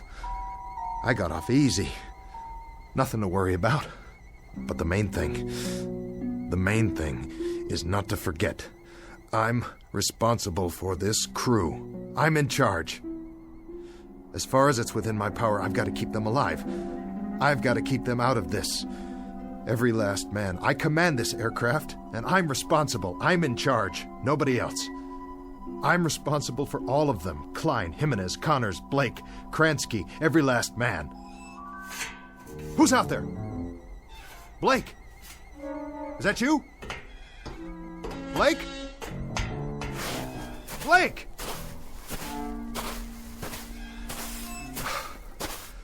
No.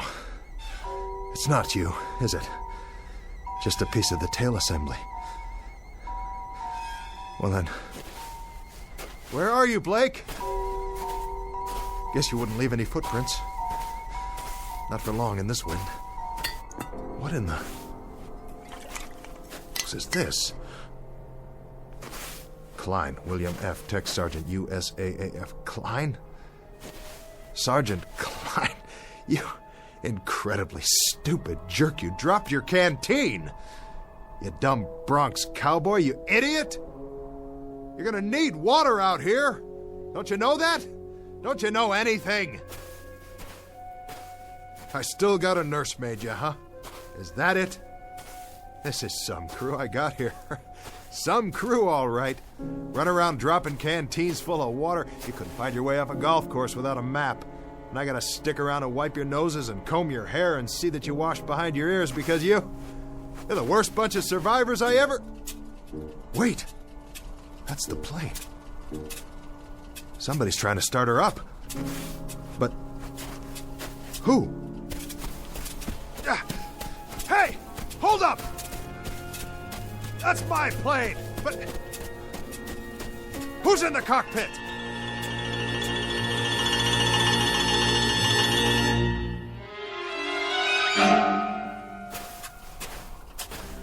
Who's in my plane? Is that you, Blake? Blake! I see you! Right there in the pilot's seat. Don't tell me that's not you. Look at me, over here. I'm over here. Blake! Blake! Blake! Blake, it's Embry. It's me.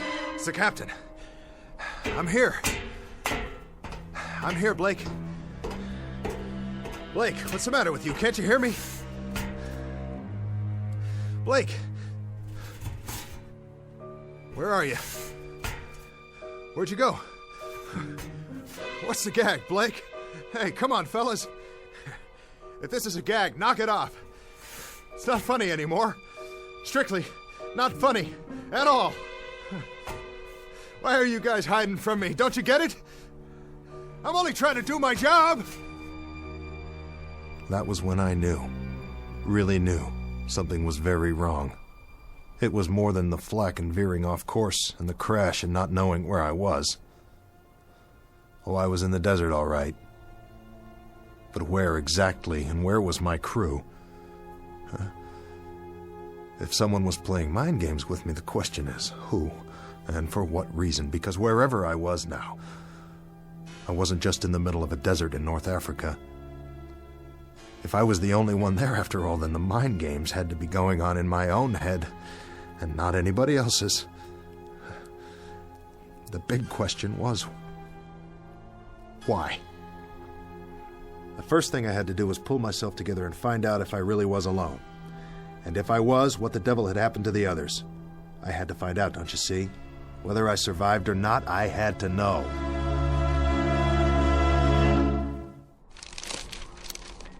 Gonna be a long night. Get a campfire going, then they'll see where I am. Hey! You out there, guys? Sure you are. You started walking, didn't you? With or without your canteens and your rations.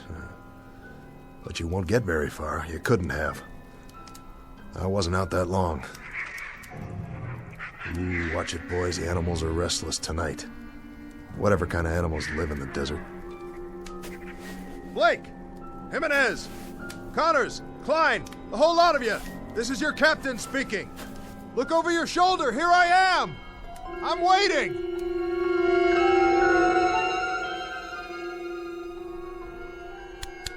This is King 9. King 9 calling Firefly. Come in, Firefly.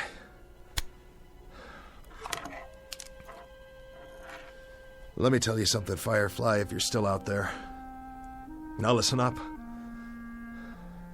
You better respond before the batteries run out, because I might not be here when you fly over. I might not even be here now. For all I know, I'm already dying out there.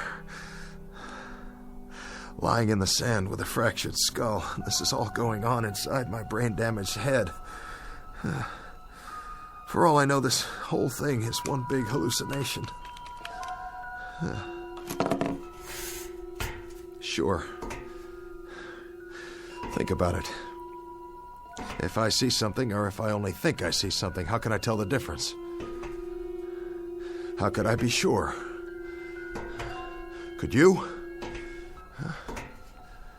You ever have a nightmare, Firefly? Huh? Really bad nightmare? Well, you were scared, weren't you? Just the same as if it really happened. Sure you were. Yeah. Your eyes moved around and you were breathing fast and your heart was beating a mile a minute. So what's the difference? I mean, really, what's the answer? The only way you ever found out was when you woke up. This whole time, I could be sleeping, having a dream. Maybe I'll wake up and I'll be back at the base, or I tied one on and I'm in a booth right now with a girl I met in a bar someplace. Oh, wouldn't that tear it? Wouldn't that really, truly tear it? When the medics get a hold of me, they'll never let loose. They'll put me in a straitjacket and send me on tour like a freak. If they ever let me out of the loony bin, that is. But for now, I think I'll just take that chair Jimenez was sitting in and carry it outside and keep the fire burning. Because that's the only thing I can do till wake up.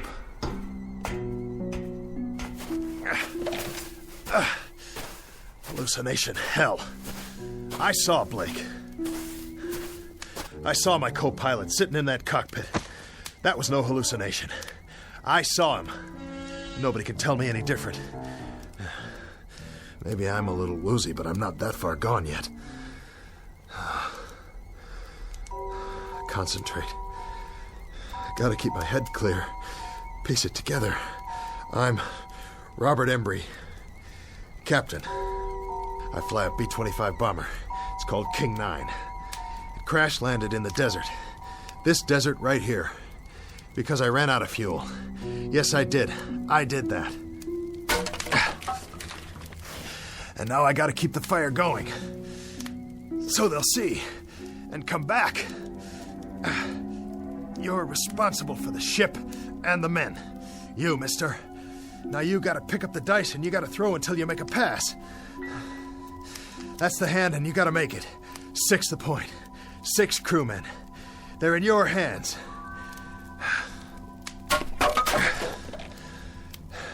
So what do you do first? You build the fire up. The chair will burn a long time soon as it catches. Here's some more newspaper from the base this morning. What's it say on the front page? Can't make it out. Picture of a plane. B-25 Mitchell aircraft found. Just like this one. Whose plane is that? Another one went down. Well, at least they found it. Maybe they'll find this one too. Sure they will. Just gotta wait a while.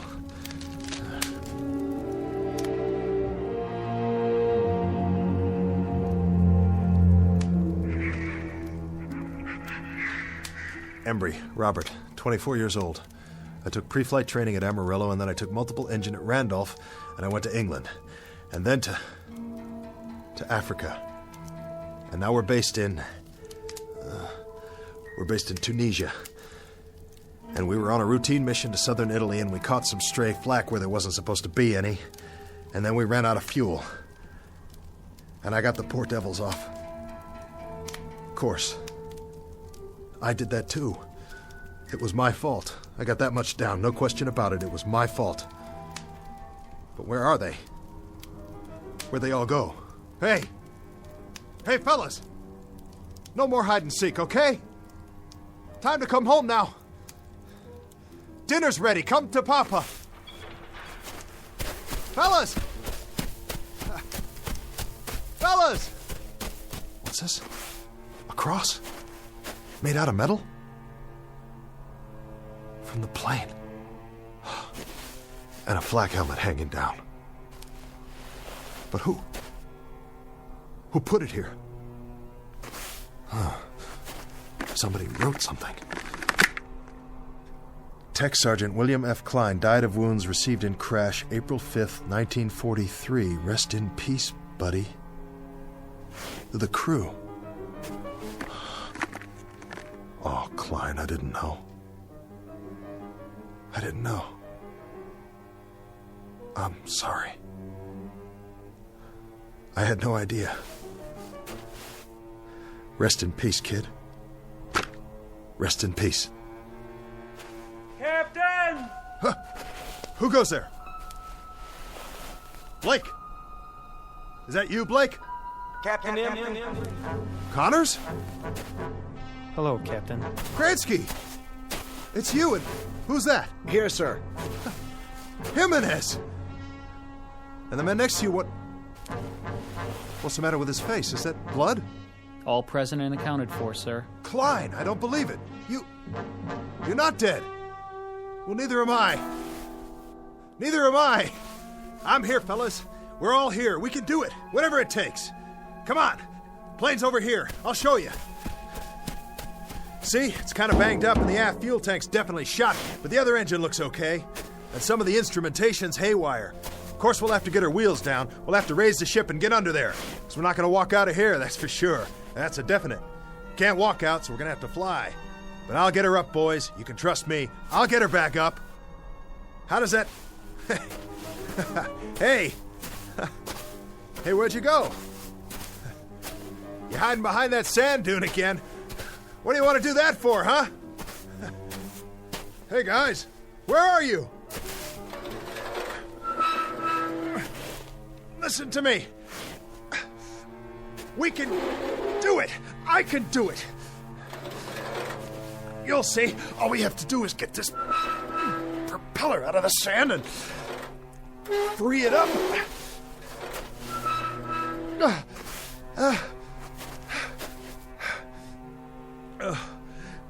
Hey, team. You can talk, you know. Talk to me. Yell at me if you want. Tell me off.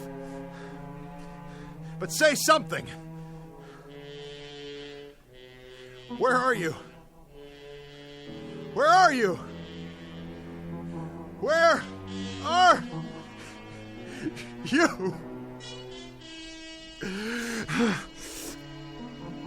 It doesn't matter. You were never here. You were never here. You're illusions. Mirages. That's all you are. You don't even exist. But there are no mirages at night. Only during the day, when the heat waves come off the sand. So either I'm dead, or out of my mind, or I'm off in limbo someplace. I'm unconscious. I'm sick. That's it. I'm cracked up in an army ward, or I'm down in the drink somewhere, drowning. Or I don't even exist any more than you do. There isn't a thing here, not a single thing that's real. Oh, God. Oh, God, you gotta tell me what's happening here. You gotta tell me. Please. You gotta give me a sign. What is that? Aircraft. I can see their lights. Yes! But they're moving too fast. I've never seen planes like that before. I've never even seen jets. I couldn't have, not yet. Jets. Jet aircraft. What do I know about jet aircraft? It's 1943. There's no such thing as jets yet, but I know about them. F-106s, F-105s, B-47s, B-52s, B-58s. I know all about them. I am Captain Robert Embry, United States Army Air Force. I'm the pilot of this bomber right here. We went to Italy this morning because it's World War II, and it's not over yet, and I'm right in the middle of it. Hey, crew! We've got to get out of here! We got to get out of here! We got to get out of here! Because if we stay here, I'll have to dig more graves and bury you all with my bare hands. Don't you worry, I'll take care of it because it's my responsibility. Yes. Yes. And I'll dig one more while I'm at it. One for your captain. One for me, too.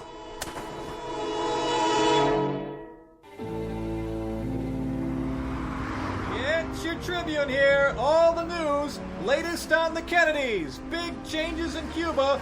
Mystery plane found in the desert. Read all about it. I'll take one. 10 cents. Get your latest news right here.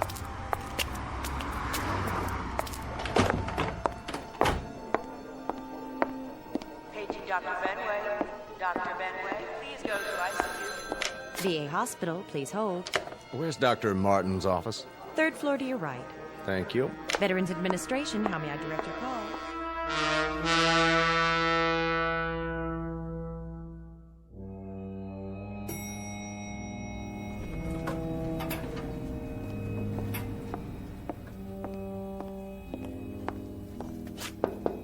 Come in.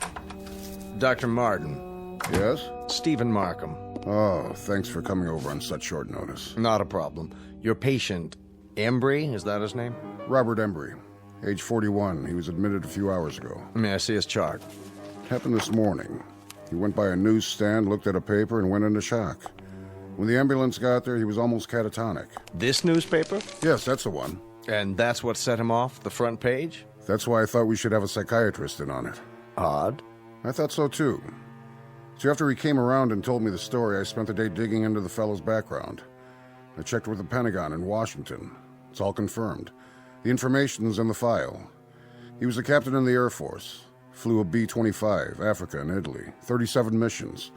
Discharged in August 1943. Recurrent fevers. Any trouble since? Nothing. But if you look back at his original record, there is some suggestion of a psychological disturbance early on. He was discharged before they could find out much about it. It was all brought out in a Squadron MO's report just before his discharge. And this was his plane? That's the one. B-25 Mitchell bomber found. World War II bomber found intact in the desert. Lies 17 years in sand. Remains of crew not yet located. Hard to believe, isn't it? His plane and his crew, the King of Hearts.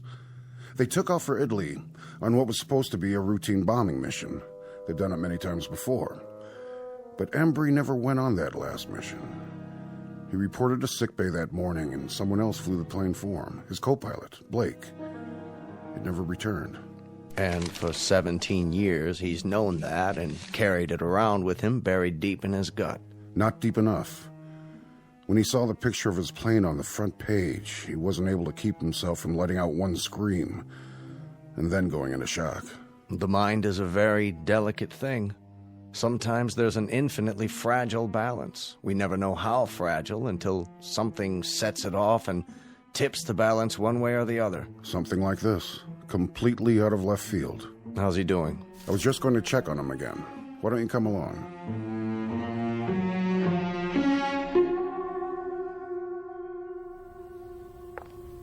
Oh, Doctor, I'm glad you're here. Did he get any rest? For an hour or so.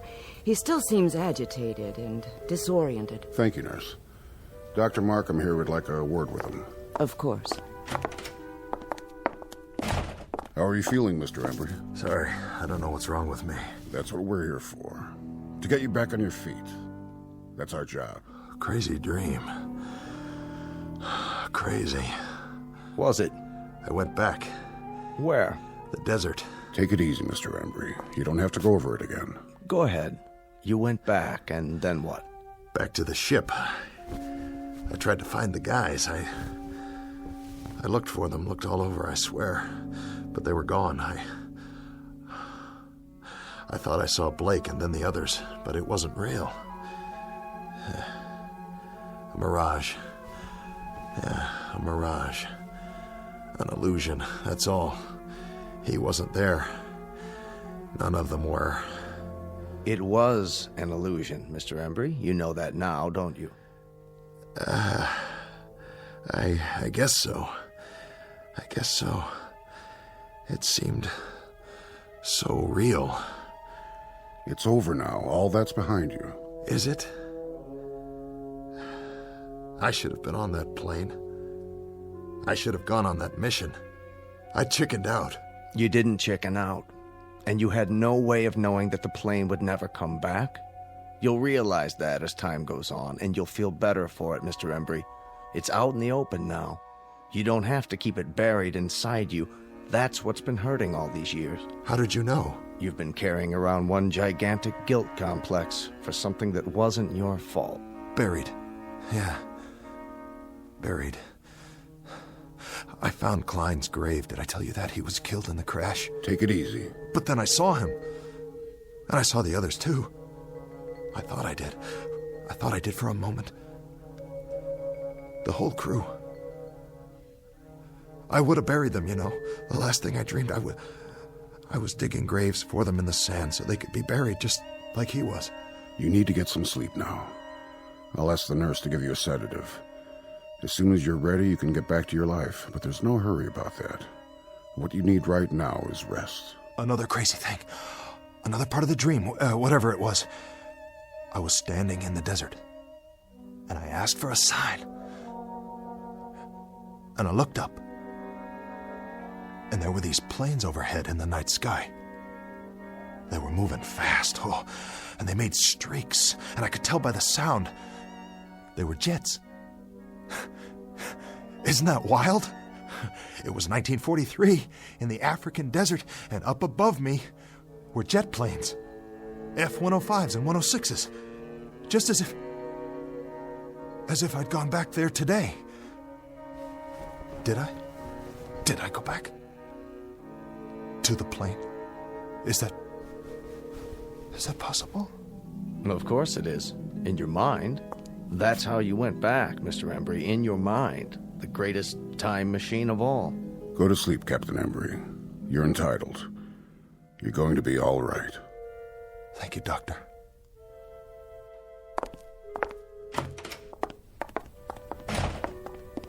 So, what do you think? I'd like to talk to him again in a couple of days, start a treatment plan on a regular basis. I can set that up for you. But I think the worst part of it's already over. The guilt's out in the open, and he knows what it is. And the dream? The delusion? Right now, it's still so fresh, it feels very real to him. In a few days, in a week or two, it'll lose its reality. You sure? Nothing's guaranteed, and that's why I want the follow-up. But in a case like this... Actually, I've never seen a case quite like this one. So much information coming back to him in a rush and generating a new set of memories he'd never had before. It's going to be one for the case books. Absolutely fascinating. He seems like a decent man. Yes, he does. And that's exactly what got him into this state. His fundamental decency. He has a conscience. If he weren't a good man, he wouldn't be vulnerable. And would have one less patient. I'd have a whole lot fewer. Is that Mr. Embry's room, Doctor? That's right. His clothes are in this bag. It was left in the examination room. You can give it to me, nurse. I'm going back in. Thank you, Doctor. What's that? I really don't know. Looks like sand. Yes, it does. Sand? Now, where in the world did that come from? I wish I knew. It was in one of his shoes. Could be from the seashore, Jones Beach. Or? Where else could it be from? It could come from a desert. Really, now? I read the article in the paper. It said there were no bodies found in the area, not a single one. Well, the sand would have covered them over. The sand didn't cover the plane. It was sitting there, perfectly preserved. There would have been something left of the crew, too, their bones at least. Unless... Unless what? Unless someone dug graves and buried them.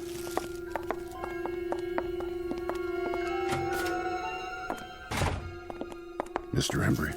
Looks like he finally dozed off. Good. Good for him. I'll just leave his things. Shirt, trousers, jacket, and shoes. Complete with several ounces of white sand. Where do you suppose it's from? Maybe a fishing trip he took recently? Very recently.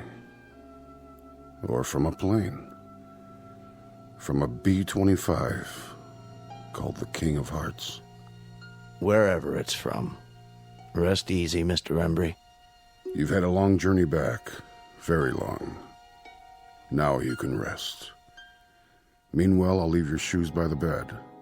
You'll need them when you're back on your feet, which will be soon. Very soon indeed. Captain Embry. Godspeed.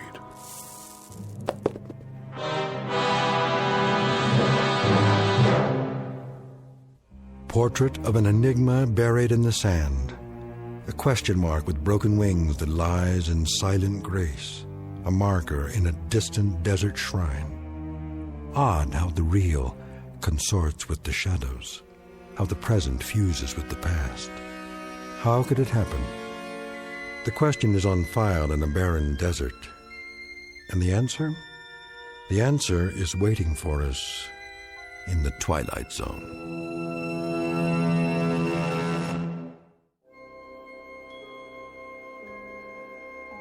Hi, this is Carl Amari, producer of the Twilight Zone radio dramas. I'd like to take a moment to tell you about our official website at twilightzoneradio.com, where you'll get the latest news and information on these Twilight Zone radio dramas. Plus, at twilightzoneradio.com, you can digitally download 3 free episodes or any of our episodes for only $1.95 each. In this age of ever-changing technology, we've decided to make these episodes instantly available to you by making the Twilight Zone radio dramas a digital download-only series. This means that this series will no longer be offered on CD. The CD collections at our website are now being offered while supplies last at buy one, get one free. So be sure to get your favorites before they're sold out. Be sure to visit us often, and I'll see you in the zone.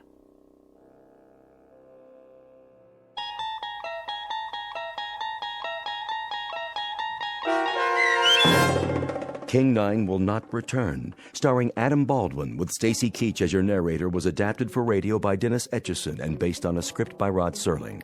Heard in the cast were Rich Kominick, Christian Stolte, Craig Wickman, Doug James, Linda Ryder, Michelle Graff, Paul Patch, Carl Amari, Roger Walski, and Vince Amari. To learn more about the Twilight Zone radio dramas and to obtain audio cassettes and CDs of these programs, visit our website at twilightzoneradio.com. This copyrighted radio series is produced and directed by Carl Amari and Roger Wolski for Falcon Picture Group. Doug James speaking.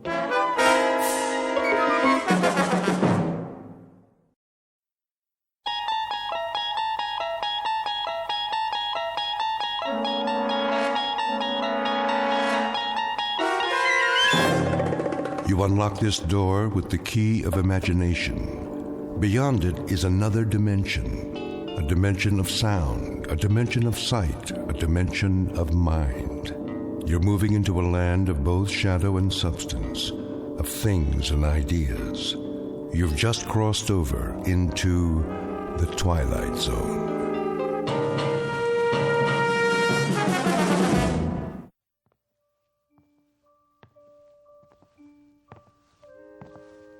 Come on, Mac. Let's go.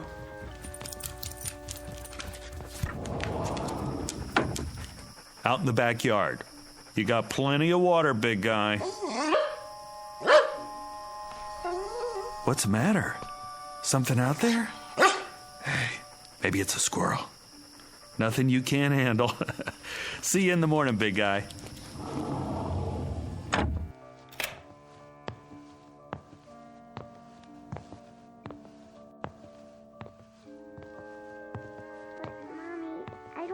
To sleep by myself. I know, honey. It'll be all right, I promise. Daddy and I are in the next room. Hey, sweetie, ready for bed? Daddy, I want Mac. He's outside where he belongs. But I need him. No, you don't. This is where you belong, in your room. But You're a big girl, aren't you? Yes. A very big girl. And big girls have their own rooms. In the morning, I'll make your favorite breakfast. Waffles? Waffles. For all three of us. But it's scary in here. Tina, honey, stop it. Will you leave the door open? Sure, sweetie. Plus, you have your nightlight. Come on, Ruth. But, Mommy... If anything frightens you, call for me. I'll come right away. Nothing's going to frighten her. The house is locked up tight as a drum. But what if the bad man comes? Oh, Tina, really? Hey, then Mac'll get him. He's a good dog, isn't he? Yes. Go to sleep now. Can I have a drink of water? Of course. Night-night, sweetheart. Night. Don't let the bed bugs bite.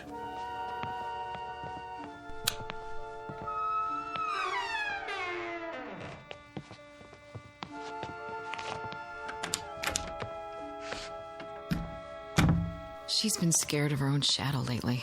Yeah, separation anxiety. New room and all. Did you hear what she said? The bad man. Where did she get that? Maybe she's onto something. What's that supposed to mean? Like Mac. He hears things, doesn't he? He's a dog, Chris. Well, kids hear things. See them, too.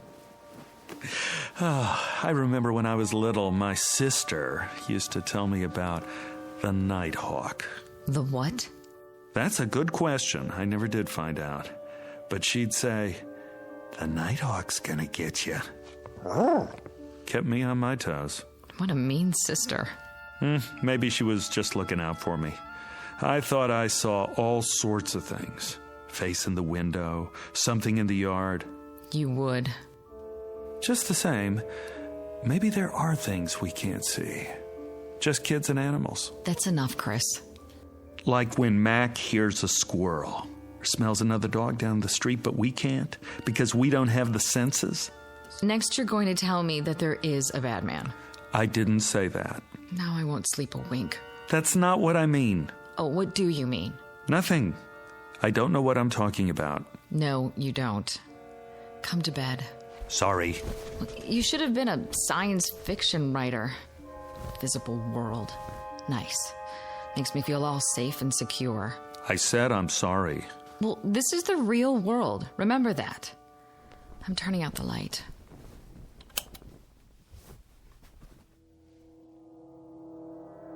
Mommy? Now what?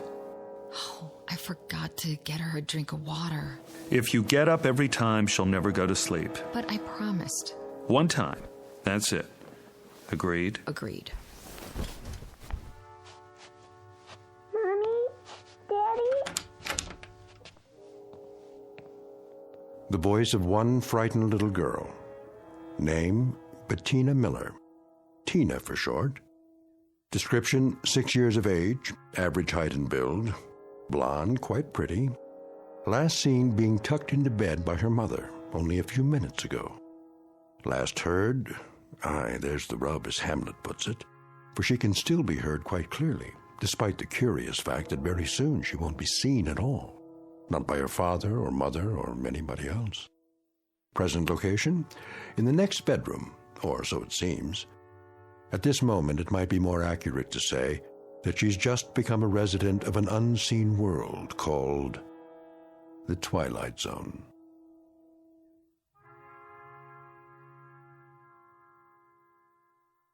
And now, The Twilight Zone and our story, Little Girl Lost, starring Stephen Tobolowsky, with Stacy Keach as your narrator. Chris? Not again. But she sounds so scared. Yeah. Listen to her. I'm going. Where are my slippers? I don't know what's wrong now. Yeah. I'll talk to her. One last time. All right, sweetie. Daddy's coming. Quiet, Mac! What's the matter now, Tina? Where are you? Against the wall? Here I am. Take my hand. Tina, where'd you go? Did you fall off? I'll lean down Not against the wall, huh? Did you roll under the bed? Take it easy, I'm here. Tina, where are you?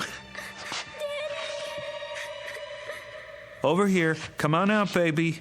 You must have crawled under the bed. Now reach out. Reach out for my hand. What happened to you? Where in the... Hold on. I'll get the light switch. Daddy, help me. I'm trying, baby, but I don't see... Chris, what is it? I don't know. What's the matter? She's not here. What do you mean she's not? I turned on the light. I can't... Tina? Mommy's here. See for yourself. This is ridiculous. Tina? Tina! I already looked under the bed. All the way to the wall. It's clear. There's nothing. Mommy, pick me up.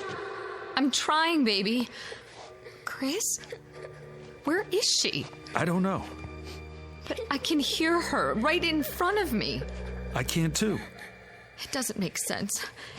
I'm looking under the bed. The floor's clear. It's absolutely empty.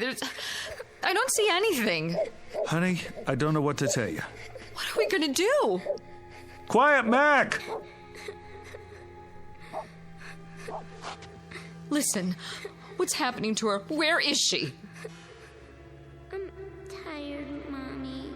Going to sleep now.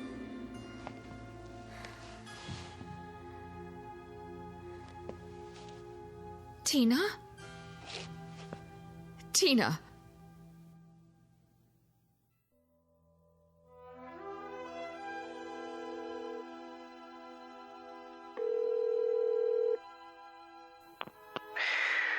Hello? Bill. Yeah. Bill, it's Chris. Oh, hi. What time is it? Can you come over? When? Now? I'm sorry, but it's an emergency. What's the matter? It's Tina. What happened? That's just it.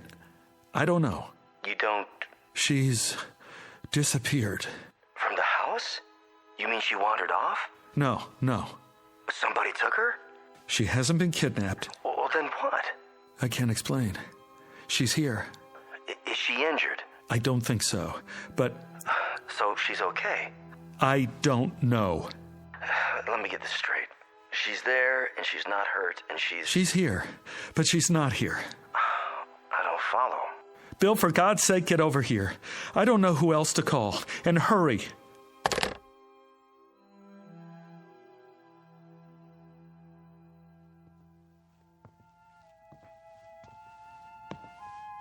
She's still asleep. That's what it sounds like. Ruth, stand up. Shouldn't we wake her? I called Bill. Bill? He's coming over. He's a physicist. Maybe he can... What do we need a physicist for? It's all I could think of. Shouldn't we call 911? And tell them what? That our daughter rolled off the bed and now we can hear her, but we can't see her. Oh, God. Where is she, Chris? Where is she? I'm gonna look under the house. Under the house? Why? There's no hole in the floor, is there? Not that I could see. Oh, I better let Mac in. He's gonna wake up the whole neighborhood. Sit on the edge of the bed. Wait here for me. Get the flashlight. It's in the kitchen. Right.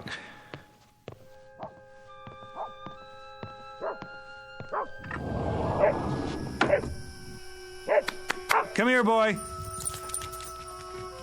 Mac, where are you going? Mac! What's wrong with him? He's after something, like he's got a scent. He's trying to get under the bed. Grab him! I can't! Where did he go? I don't know. Step back. He's got to be under there. Mac, come on out, boy. Here, Mac. He's not, is he? Now, don't jump to conclusions. He's with Tina.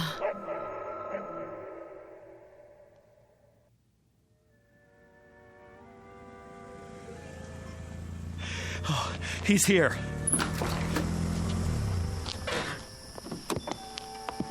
Bill.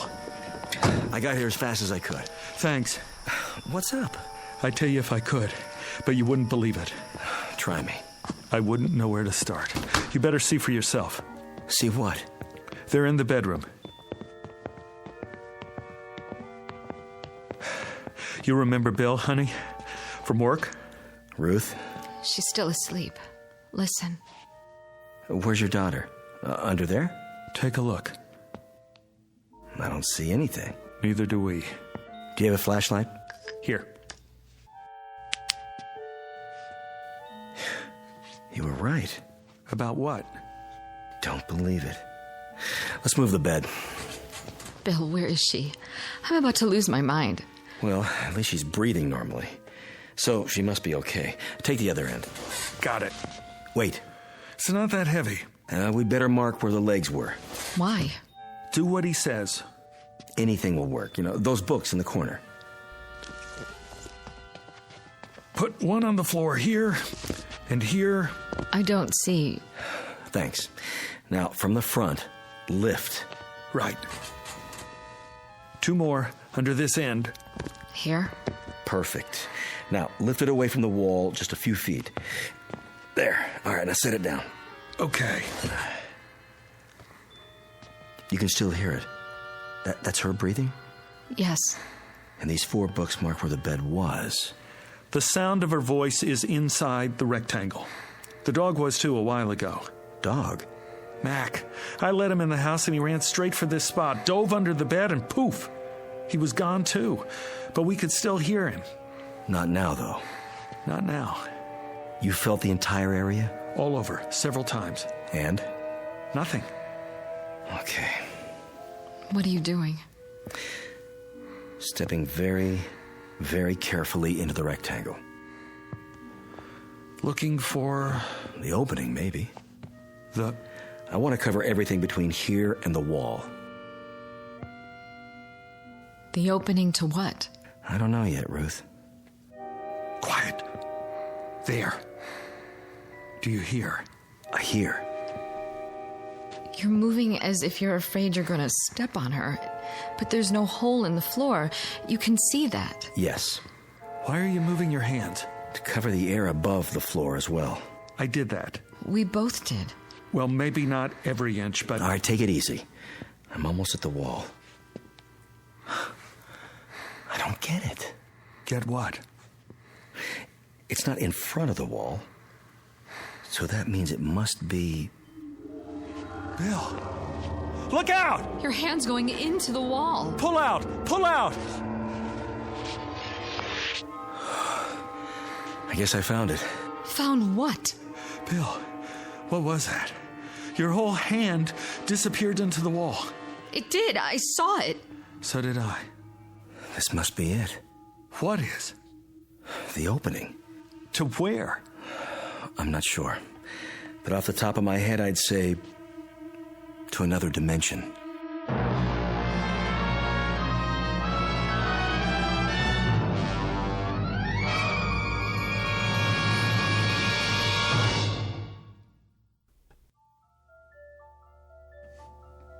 Another what? Dimension. You think this is a joke, Bill? No, I don't. Then why? I don't know if I'm right or not. I can't think of anything else, though. Anything else but... Look, there are 3 dimensions that we can see. Height, width, and depth. The 4th dimension is time. Now, if you know these, you can place anything. Where something is and when exactly. Like, what time is it now? 1:12 a.m. on this particular date in this location. Why are we talking about this? Wait, hear him out. There may be other dimensions as well. Science is still arguing about how real they are. But there could be doorways to these other times and places. Other realms. And some of those doorways have been verified.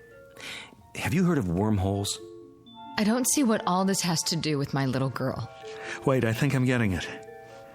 Tina must have fallen out of bed, accidentally rolled under it, and gone through. Like my hand. Did that actually happen? I couldn't believe my eyes. One way to find out. Let's try it again and be sure. Bill, don't. Right about here, wasn't it? I was touching the wall to see if it was solid and... It's happening again. Oh, this is it. An invisible opening of some sort. I can't see your hand. Pull it back. There. I'm okay. What did it feel like? There was no sensation. It's just that for a second, my hand was out of the visible spectrum. Where was it? That's what we have to figure out. I don't care about the reason. I just want Tina back. That's where Mac went too? Must be. He's probably with her now. But why? He could have sensed it. Animals are sharper about that sort of thing than we are. He must have known she was in there and gone after her. But we have eyes too. Why can't we see them? Because some things may be right in front of us, but we have a blind spot. Such as? Do you have any change on you? What? Wait a minute, I do. Here's a quarter. Now, hold it out at arm's length, between your thumb and your finger. Yeah, that's it. Now, I want you to stare straight ahead at the ceiling light and move the quarter just off center a few degrees to the right, approximately the 3 o'clock position. But don't move your eyes. Go ahead, try. Wait a minute. What do you see? Nothing. I can't see the quarter anymore. Exactly. But if you move it an inch or 2 right or left, or up or down. There it is again. It always was there, right in front of you, but you couldn't see it. Do you know why? Because you have a blind spot on your retina. It's a very small area where the optic nerves tie together. You'd never know it. How can you be aware of what you can't see? But whatever's there is still there, isn't it? I mean, whether you see it or not. I never noticed that before. You could go your whole life and never notice it, unless there was some reason to. But it's been there all along, invisible, like the quarter. Well, now that I know where she is, I'm going after her. No. Don't try to stop me. She's my little girl. We don't know what else is in there, or how far it leads. My daughter is in there. I know that, Ruth, but we can't just... Why not? You put your hand in and you pulled it out twice. We don't have enough information yet. Tina is right in front of us, on the other side of this dimensional opening, or whatever it is. All we have to do is reach in and... If it's that simple, why hasn't Mac found her yet? If I'm right, and this is a kind of gap or blind spot, an opening to another dimension, it wouldn't be laid out the same as our world, would it, Chris? There must be something we can do. Listen to the man, honey. You got a pencil? Anything to write with? Check Tina's drawer. Only crayons. That'll do. A black one. Here. Now, let's see just how big this thing is. I'll have to mark up your wall. Go ahead. This is solid. And this. And this. Ooh, but not here. The same spot I touched before. All right, I'll mark it with a dot. Take your hand out first. Right. And all around the edges where it's still solid.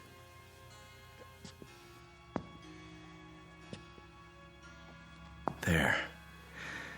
These marks form a rough outline of the opening. And you're saying it's always been there? Oh, my God. That's why she didn't want to sleep in here. She knew somehow. She could have fallen through at any time. Oh, I doubt it. Why not? Because locations are in space and time. The fourth dimension, remember? Lord knows, I'm no expert on this, but, well, it's still pretty theoretical. But for now, I can connect the dots in at least 2 of those dimensions. So you're establishing the perimeter? As best as I can. I suspect that junctures like this are anomalies, freaks of nature, or of the space-time continuum, if you prefer, occurring, well, who knows how often. Rarely, though, I'd say. I hope. Now, if I take these points and extend them geometrically, and then draw lines to connect the limits, we should see the projected boundaries of our so-called doorway. That's it? The outline? All right, let's step back and see what we've got. Kind of a vertical rectangle. Looks like a doorway, all right. Not quite symmetrical, and a bit small. About 3 feet across, maybe 4 feet tall. Exactly the size of Tina. She could have stepped through. Do you still have that quarter?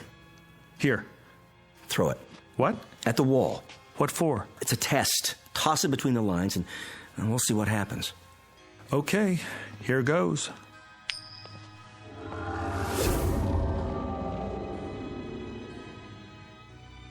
Where is it? It went through. The quarter's in. The other place. Wherever that is.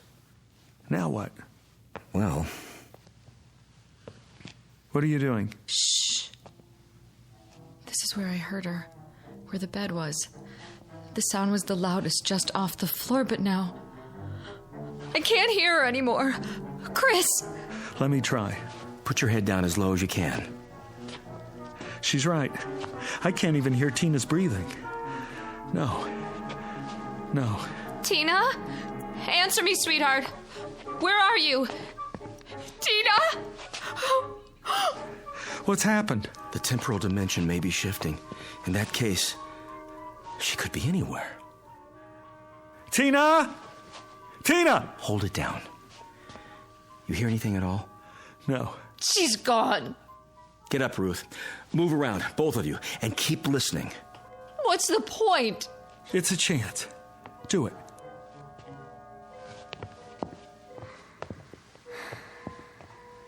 Psst. Over here. That's her. In the corner.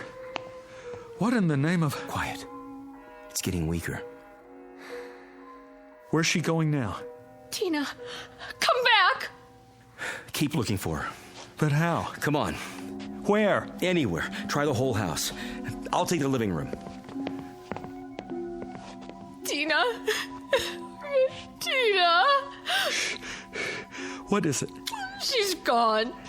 Gone and never coming back. We don't know that. We don't know anything. Come on, babe. You gotta be strong. For Tina. In here. Bill?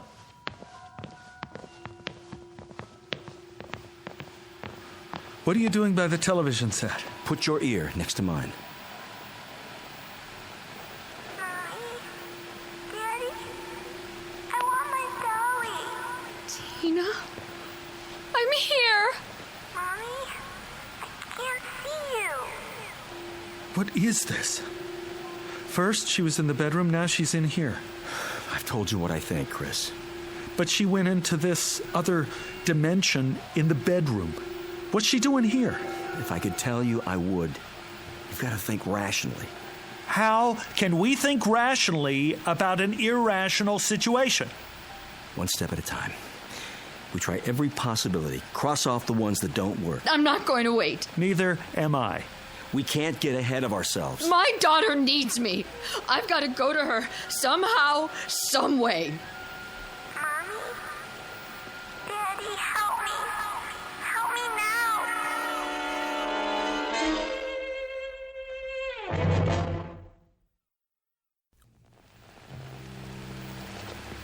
I've got to go to her. I'm afraid it's not that simple. Get out of my way. Slow down. Let's think it through first. We have to do something. I know, but what? She could be somewhere else entirely now. Are you saying it's hopeless? Chris, if she's beyond our world, everything's different where she is. The normal rules don't apply. The slightest movement on her part might seem, to us, to be all over the place, but she might just be turning over in her sleep. Then what do we do? I have an idea. Call him.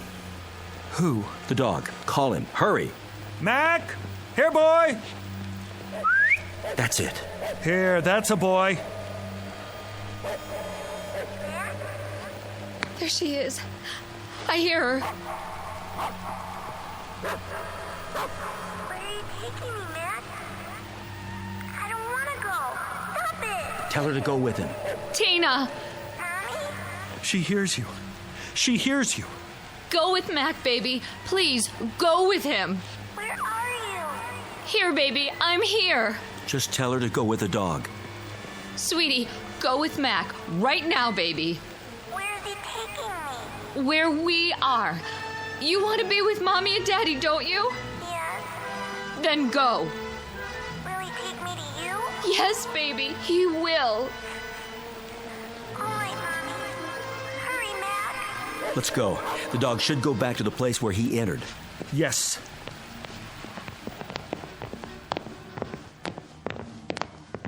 Now, get down on the floor in front of the wall. I don't hear anything. Call the dog again. Mac! Here, boy! Here! Nothing. Bill, can't we help her? It'll have to be the dog, Ruth. We can't take a chance going through ourselves. Why not? If Mac could do it. Mac has a better sense of smell and hearing. He might be able to find his way. Mac! Come here! Right here! Come on! I hear him. He's doing it! Man! What a mutt! They're not getting any closer. This way, Mac! Come! Tina? Mommy. I can hear him. But they're not coming through the wall. They can't see the opening where they are. Come to me, Mac! To me! Daddy? Bring her out, Mac! Now! Daddy, where are you? Here, baby. Right here. Just a little bit farther. Follow Mac. I can't see you. Mac, you better come. Right now. Why doesn't he do it? Maybe he can't. He's confused. If you can't see him, he can't see you. No, I won't have it. What are you doing? Reaching in. Stop! Pull your arm back! Tina! Take my hand! No, Chris, it's too dangerous. Let go of me! My hand, Tina! Take hold of it! I can't see it, Daddy. I'll lean a little further. See it now?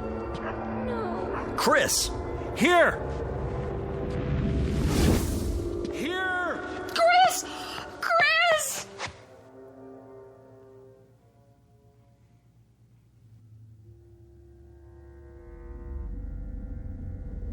Chris? Yes! You all right? I'm okay. I got through. Can you hear me? We hear you, pal. Don't move. But I have to. Don't move an inch, or you'll never find your way out. But I'm just here, on the other side of the wall. What do you see? I'm not sure.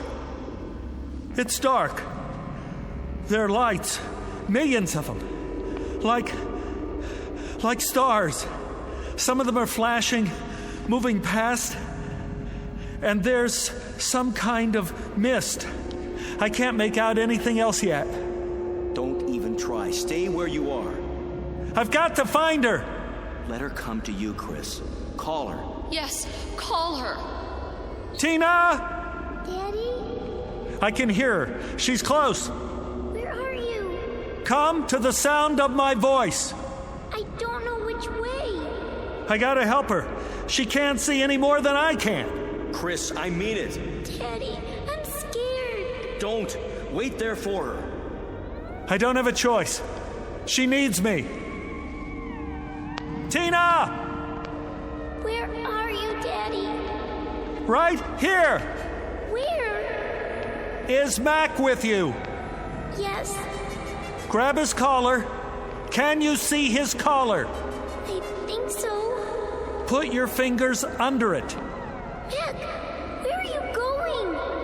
I'm coming, honey. Chris, don't go after her. I have to. Tina? Where did you go? Tina! Tina!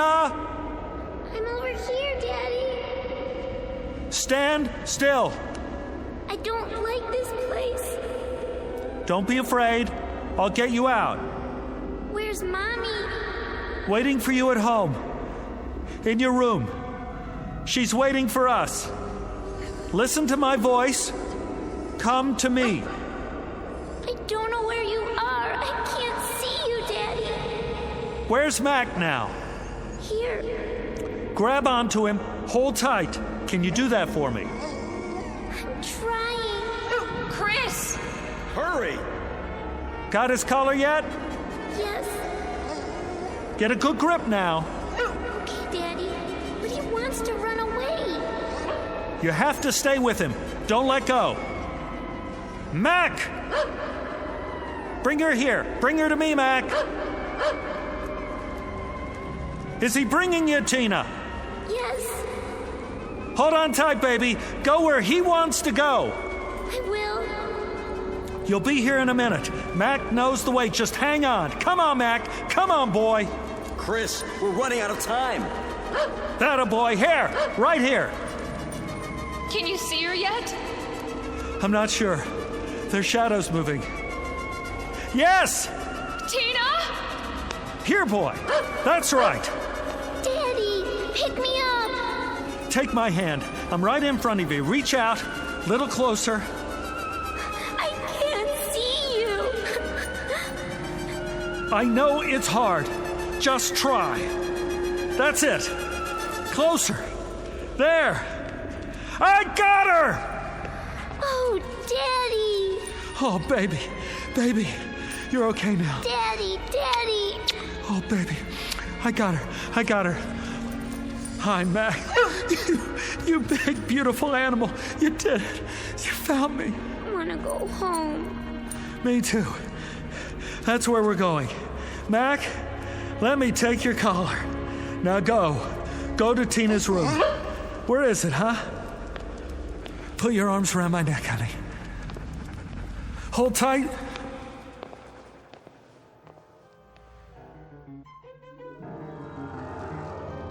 Here they are.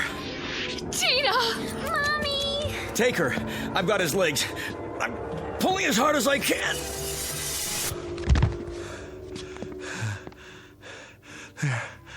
There. I told you you'd make it.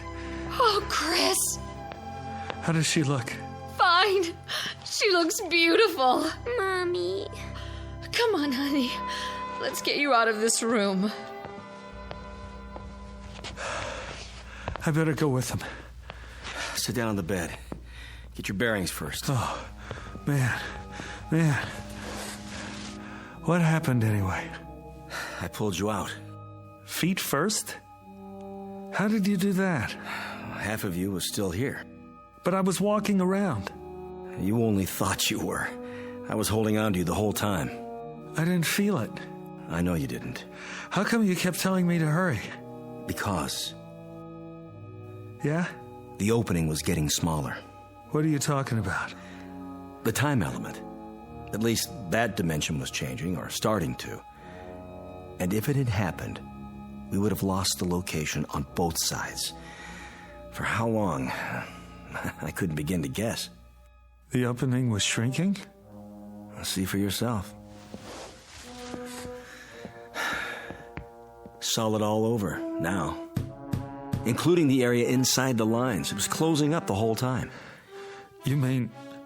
Another few seconds, and it would have finished closing. With half of you here and the other half... there. I would have been cut in two. Yeah. Mac?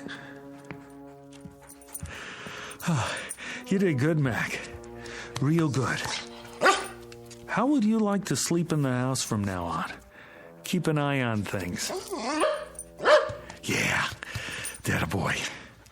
Better put some boards on the wall for now, until we can figure out what happened and make sure it doesn't happen again.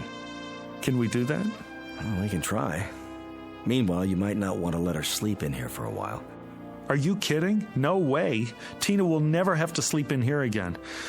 Looks like she got her wish after all. From the mouths of babes, huh, Chris? From the mouths of babes. And good old boys like Mac here.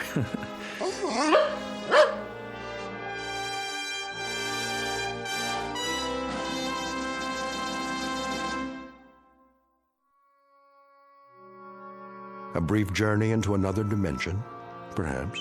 But which? The fourth? The fifth? Or one not yet charted by theoretical physics? They never came up with an answer, despite a battery of research scientists equipped with every instrument known to man.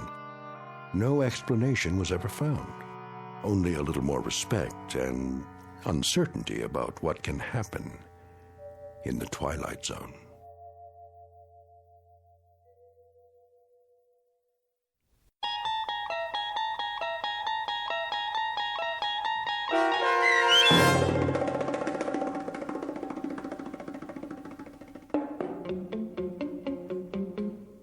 Little Girl Lost, starring Stephen Tobolowsky with Stacy Keach as your narrator, was adapted for radio by Dennis Etchison and written for The Twilight Zone by Richard Matheson.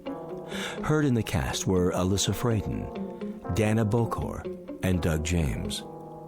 The producers of The Twilight Zone wish to thank CBS Enterprises and the Rod Serling Estate for making this series possible. This copyrighted radio series is produced and directed by Carl Amari for Falcon Picture Group. Sound design and custom Foley effects for The Twilight Zone by Cerny American creatives Bob Benson, Craig Lee, Michael Slaybach, and Matt Sorrow. To learn more about the Twilight Zone radio dramas and to contact us, visit our official website at twilightzoneradio.com. Doug James speaking.